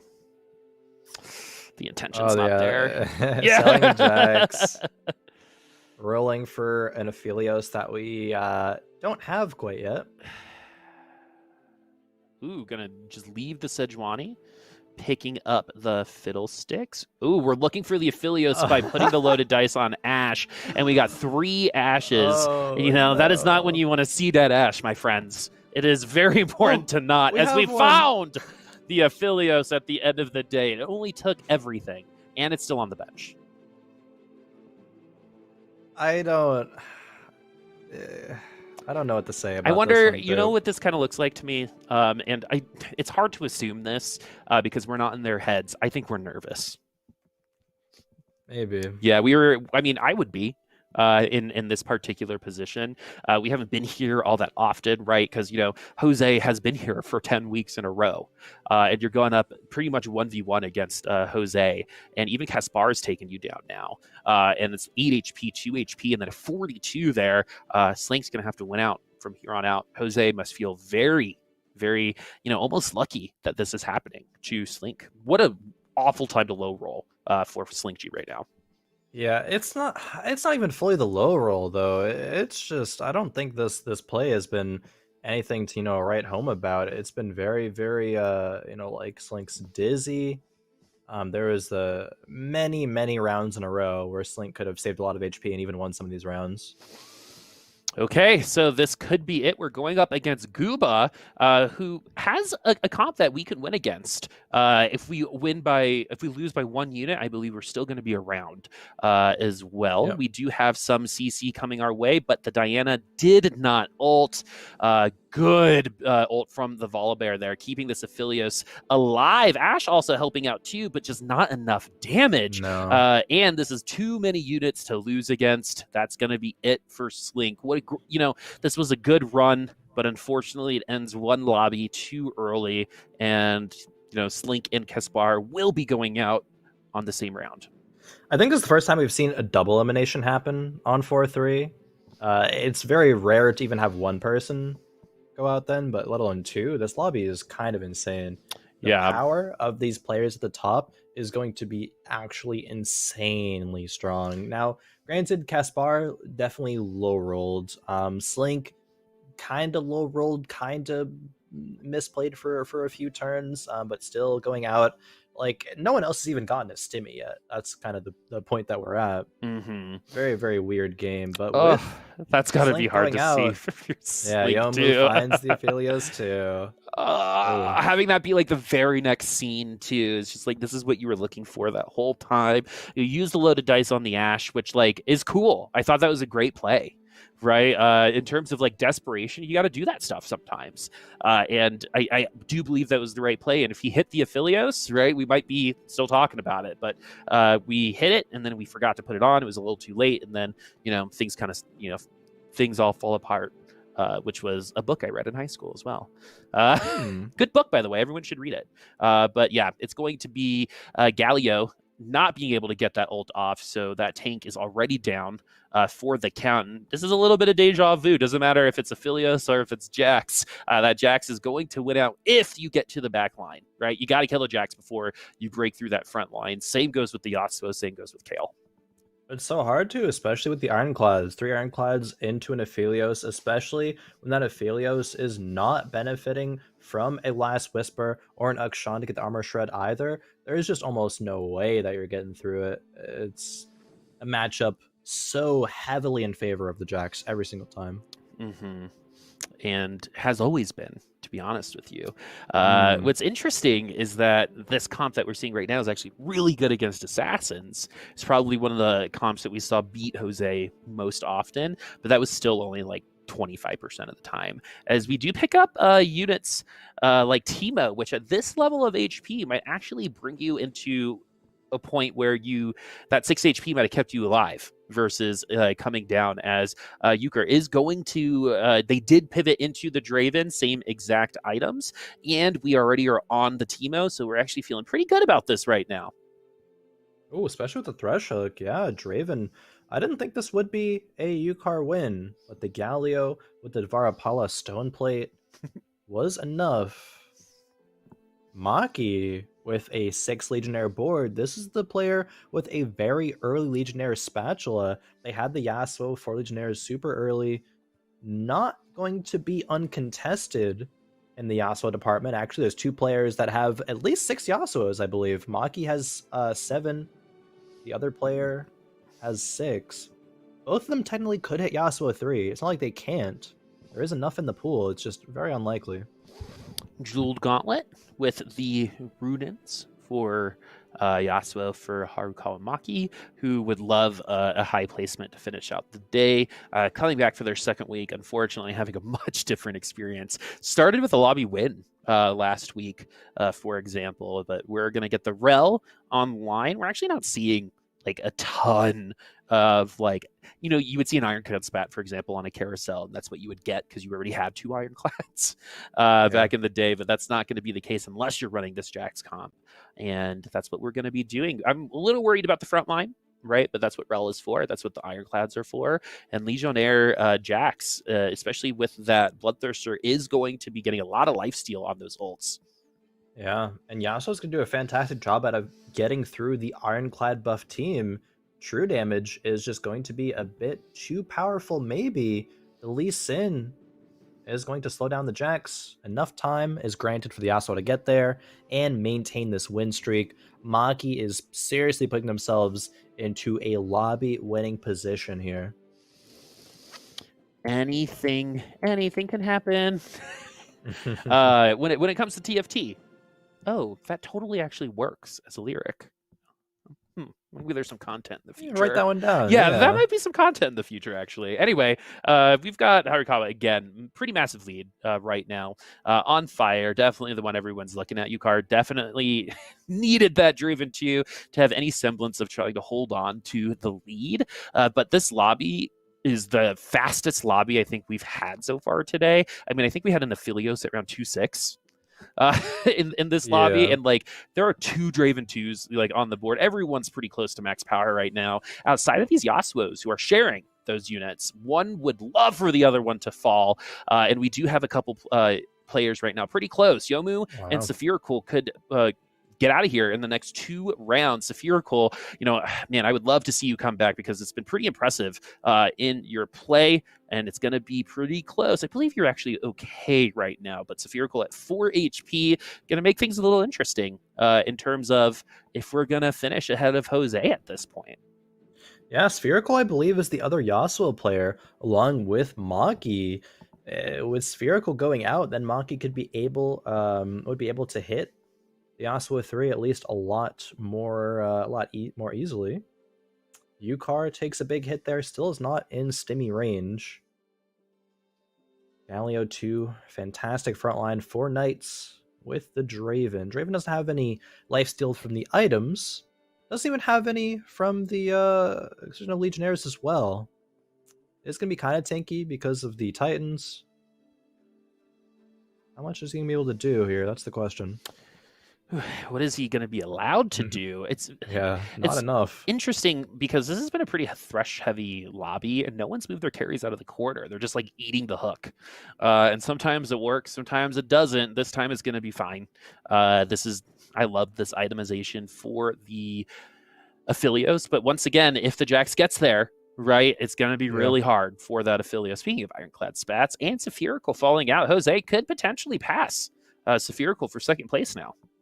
This is true. The lobby is going to be wide open in terms of scores. Definitely excited to see how things do end up shaping out at the end of the day, because Slink as well was a player Jose was directly contesting for. So it's looking very likely that Jose is going to come back.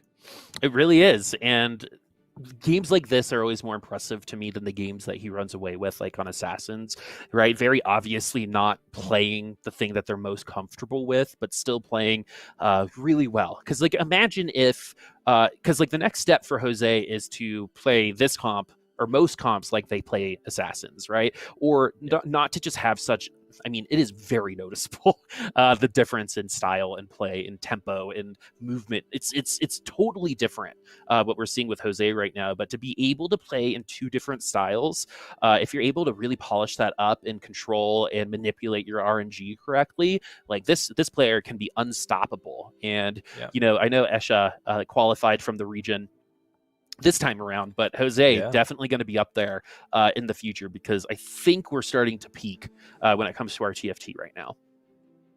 Jose is certainly going to be winning this round versus Guba. Vel'Koz 1, doing enough damage to take out Jax 2. Jax 2 being dealt with as well on Yukar's board. Yeah, Draven not really having that much of a hard time, really. Yeah, and I mean, that's a major thing about the Draven comps that we saw earlier fail, is that their front line was pretty bad. This time around from Yukar, the front line's actually decent. The 4 Knights, the Devarapala Stoneplate, Galio 2, actually is going to be solid. Jose as well with 4 Spellweaver, not quite able to get up to 6, it looks like, this game, at least not yet. Some crazy things would have to happen. Meanwhile, Yomu still trying to hang on, 14 HP, but on a win streak with the Aphelios board. Potential is there to break into the top 4. Let's see how Yukar fares against Jose's Vel'Koz. It really just depends on this ultimate. We are going to get to 1, and we're going to completely... Oh, we're going to get to the Draven anyway. I actually think it was the Abomination that got to him. And don't underestimate Abomination with Rabadon's Death Cap, my friends. Can actually put in some damage, just not against this particular unit, as the Tebow eventually, along with the Galio, should be just fine. The Varipala Stoneplate on Galio, probably best in slot for that particular unit, as we do have the Aphelios player get taken out. This is our first lobby, I think, that will probably reach round 7 as another gold and loaded dice. Jose is 3 Nunus off Nunu 3. That would actually be a pretty big hit. Still on, Vel'Koz 1 as well, but these round losses aren't by too much. Did win a couple of rounds in stage 5. Solid spot here. Yeah, I think winning those rounds in stage 5 is going to be the delay that we need, right? We don't need a ton of HP differential. We only need about 4 to 5 units to feel really good. And we got into the top 4. That was the initial go for it. And actually right now, second place is what is up for grabs for Jose as we get a Vel'Koz 2 in just the nick of time. There you go, Vel'Koz 2. Meanwhile, Gooba having the best game of the evening. Gave up on the AP, and guess what? Is in top 4 because of it. Correlation does not mean causation, Khroen. Correlation does not mean causation. I don't know. But I do believe there's some meat to that argument, my friend. Because you're right. The correlation in this does, I think, help prove some of that causation. AP just not in the best spot in the world right now.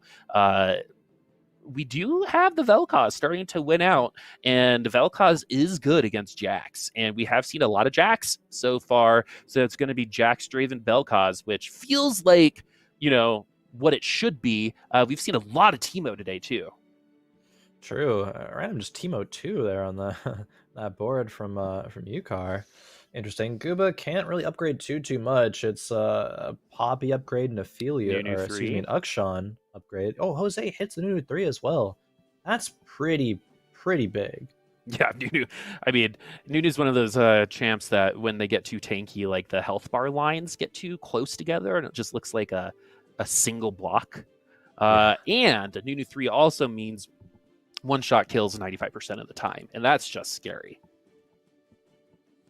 Very, very true. Ooh, on a good side, though, but Jax actually might not get hit by this first Vel'Koz ultimate.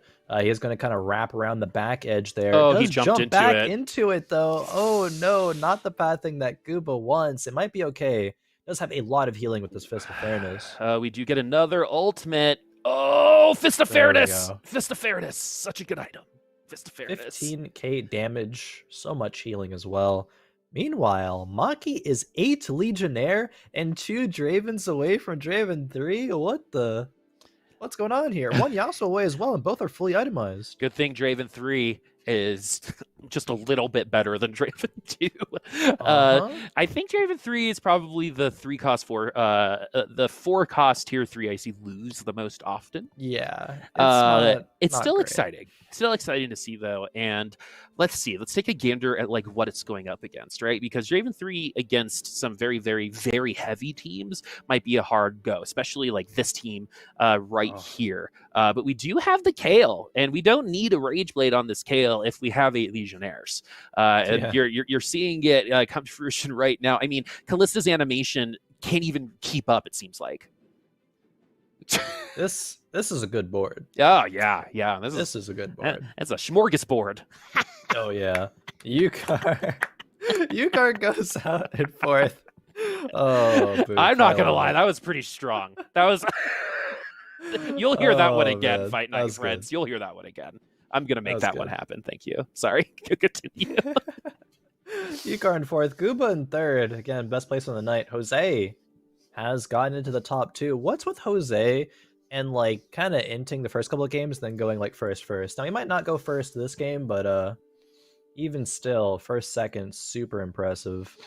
Maki trying to roll for all these upgrades. Just like imagine if he was able to do this consistently through all 4 lobbies. I know. Right? Like, I think we would be talking about Jose with like Goobums, right? But unfortunately, I do think that's like where the growth still needs to happen. This is going to be kind of tough. We'll see if Draven's going to be able to get through all of this HP. The Nunu already getting taken down pretty low. We do get some units already taken down. Vel'Koz ult could be a lot better. And for the second time, things like the Bloodthirst are just too much to get through. Jose is going to maybe fall? No, we're going to get one more round. And are we? Oh no, that's No, yeah, we're that's actually it. going to get Stage taken 6. out. Round 7 never happened today as Harukawa is going to end with 10 points, playing the ultimate spoiler that time around. There we go. What are these scores going to end up being, Boop? I think with that, maybe Maki makes it into the top 4, into the money, but we'll have to see where everything ends up there. But that was certainly an exciting game to end off the day on. 8 Legionnaire taking out Jose, who was like, you know what, I'm gonna go AP comps now because no one else is going for it. Yep. Goes the Vel'Koz direction as opposed to Karma's and Ziggs, like things that Gooba hasn't quite found the way to make work. But still, Jose coming in clutch, and I believe he's going to make it into the top 3. Let's go ahead and check out the scores. He will, but it will be Yukar top 4ing every single game. Consistency is going to be key. Unless you're Gooba. 29 points. Unless that kind of consistency is not quite what you're shooting for, unfortunately. Jose in second place with 26. Spherical running at our top 3 with 24 points. And Maki does, with that win, barely makes it in the top 4 into the money. Yeah. So congrats to the top 4 there. Free dinner for yours and yours if you have one, or whatever you decide yours is going to be. Could be an empty chair. I don't know, but it is going to be there for you. Yeah. Sometimes... I talk to myself in the mirror, some affirmation. I tell myself how good I am, and that's how I stop crying. That's good. But yeah. Yukar now, 29 points. We will get that interview. Super jazzed to see Spherical back next week, actually. Oh, yeah. I'm going to keep my eye on him because that first game was really impressive. Consistency, like you said, is key, and unfortunately didn't quite get that, but scored just enough points to come back next week. Definitely some great stuff, and great stuff from Yukar as well, who we have here from an interview. Congratulations. How are you feeling after that dominant performance that you had here today? Thank you. I'm feeling good. I mean, I think, if I'm being honest, I think I got a little bit lucky with the openers, but we'll take it. I mean, you're only player to top 4 every single game, at least this week, and honestly, not many players do that. Sure, your openers may have helped there, but I mean, congrats either way. There was a bit of a B patch leading into this week. Did that change anything for you? Like, were you one of those chug bug abusers, or did that not really change much in the meta, do you think? I think it definitely changed how I was planning to go into the games a little bit. I played a little bit of the chug bug, but I only played it like 2 or 3 times. But what I was doing before the B patch, I was starting bow a lot, and I would just flex Draven, Yasuo, Nocturne, essentially. Even though I guess Draven wasn't quite as good as the other ones. But I just kind of liked playing Draven. So today I sort of did that. I played a Yasuo game and then I played a Draven game, but I never got the bow until the last game. The first 3 games, I started some defensive item, and it turned out pretty well. Yeah, it seems like starting defensive works out just fine, right? Because then you could either get your offensive Radiant item, or if you start off offensive, the Radiant item could compensate. But what I want to talk to you about, I think, is that last lobby, 8 Legionnaires. When did you realize that's what you were going to do? Like, at what point did you decide, you know what, I'm going to go for this? Oh, well, I went up again. I was playing the Draven Teemo board. Oh, that's right. Game. You were playing the Draven Teemo board. So, like, when you saw the Legionnaires, then what did you think? Did you ever think that you would see a board like that? Yeah, I played TFT game. Every time I've seen 8 Legionnaire, it is insane. And especially, I didn't even realize it was 8 Legionnaire until I faced it. I think who was playing that? Was it Harukawa? I think it was. Yeah, it was. Yeah, I believe so. It was Maki. Yeah. But I faced up against that board, and I was like, okay, this should be no problem. My Teemo will just attack speed slow, and then I'm like, wait, that's like 2,000,000% attack speed. All right, it is due. And my whole team just instantly died. Yeah, it's like going from like the speed of light to the speed of sound. Right. It's still pretty fast. But last thing I wanted to say to you before we go over to Khroen is we've seen you here a couple times. Why do you think today was the day that you kind of broke through versus some of your past experiences here? Do you want to credit anyone for your prep? Do you have like a group of people you play with? Because you played really well today. I guess not anything in particular seemed super different. I have been playing a bit more than usual. I'm in law school, so I'm kind of busy usually. I don't get to play that much, but I got to practice pretty consistently. I started streaming a bit more regularly, so that helped. But I guess, shout out to all my friends. I hang out with some people in Discord and they watch me play once in a while. So shout out to them. Yeah, I'm a big fan of GVH stream, so shout out to him Mm. too. Sick. Yeah, definitely a lot of opportunities to learn from some great people in the TFT community. But I mean, that's kind of it. We'll give the floor over to you, Yukar, for any shout outs, if you stream, or where to find you on Twitter or things like that. Final thoughts before we let you go here. Absolutely, sure. So I shouted out a couple people, but you can always catch me streaming at twitch.tv/ucar or UECKAR. Same Twitter, so feel free to drop me a follow. Recently I've been streaming weeknights, 6 to 9 Pacific time. So yeah, check me out. All right, thank you very much, and congrats once again on your Fight Night Rising victory. We will see you here next week to try to defend that title. Absolutely. Thanks for having me. Thank you. All right, Boop, that about wraps it up for us tonight. We saw, a very, I would say, interesting set of games. Some where players were fully saying, you know what, I'm not playing AP at all, fully avoiding it. And then people being like, wait a minute, specifically Jose being like, yeah, no, those are still pretty good. Jose getting back into the top three. But Yukar having such a dominant run, and they did mention early on that they kind of high rolled their early games a little bit, which I'm sure was a factor, but they still played well with it nonetheless. With the lobbies being so close, right? When you high roll early games like that, the effect of it is so much more impactful, right? When everyone's staying so close. I mean, I think 3 of those lobbies, twice we checked, or each time we checked in, and everyone was within like 20 HP or something like that. So the stronger early game starts eventually build up an HP advantage at the end and help our friend like Yukar win out. But we did get to see Draven finally find some success. Even they said Draven wasn't that great today, but what I want to continue seeing is I saw a lot of potential today, right? We know what Jose is capable of, but not in that way. There's potential there. Yukar showed a lot of potential in terms of, I think, that decision making and identifying where their advantages are. And I think Spherical has a ton of growth ahead of them. It's just whether they get there, right? So really excited to see these 3 come back next week. I was actually going to echo the same exact sentiment. Like, this is a very specific few players that I want to look at next week and kind of really analyze their games, their progression from week to week, and see the differences there, right? See how they've improved, if they're still continuing on the same trends, because Spherical started out super strong this week, did kind of, go downhill a little bit, managed to, I believe, go like 6th back-to-back. It was still enough to get into the top 3. But I really want to see them maintain that dominance and that consistency if they're able to start off, with that 1st and 2nd like they did this week. But still, a lot of good stuff. I agree with you. All 3 of these players that are going to be, here again next week are going to be a treat to watch. Totally agree. Can't wait.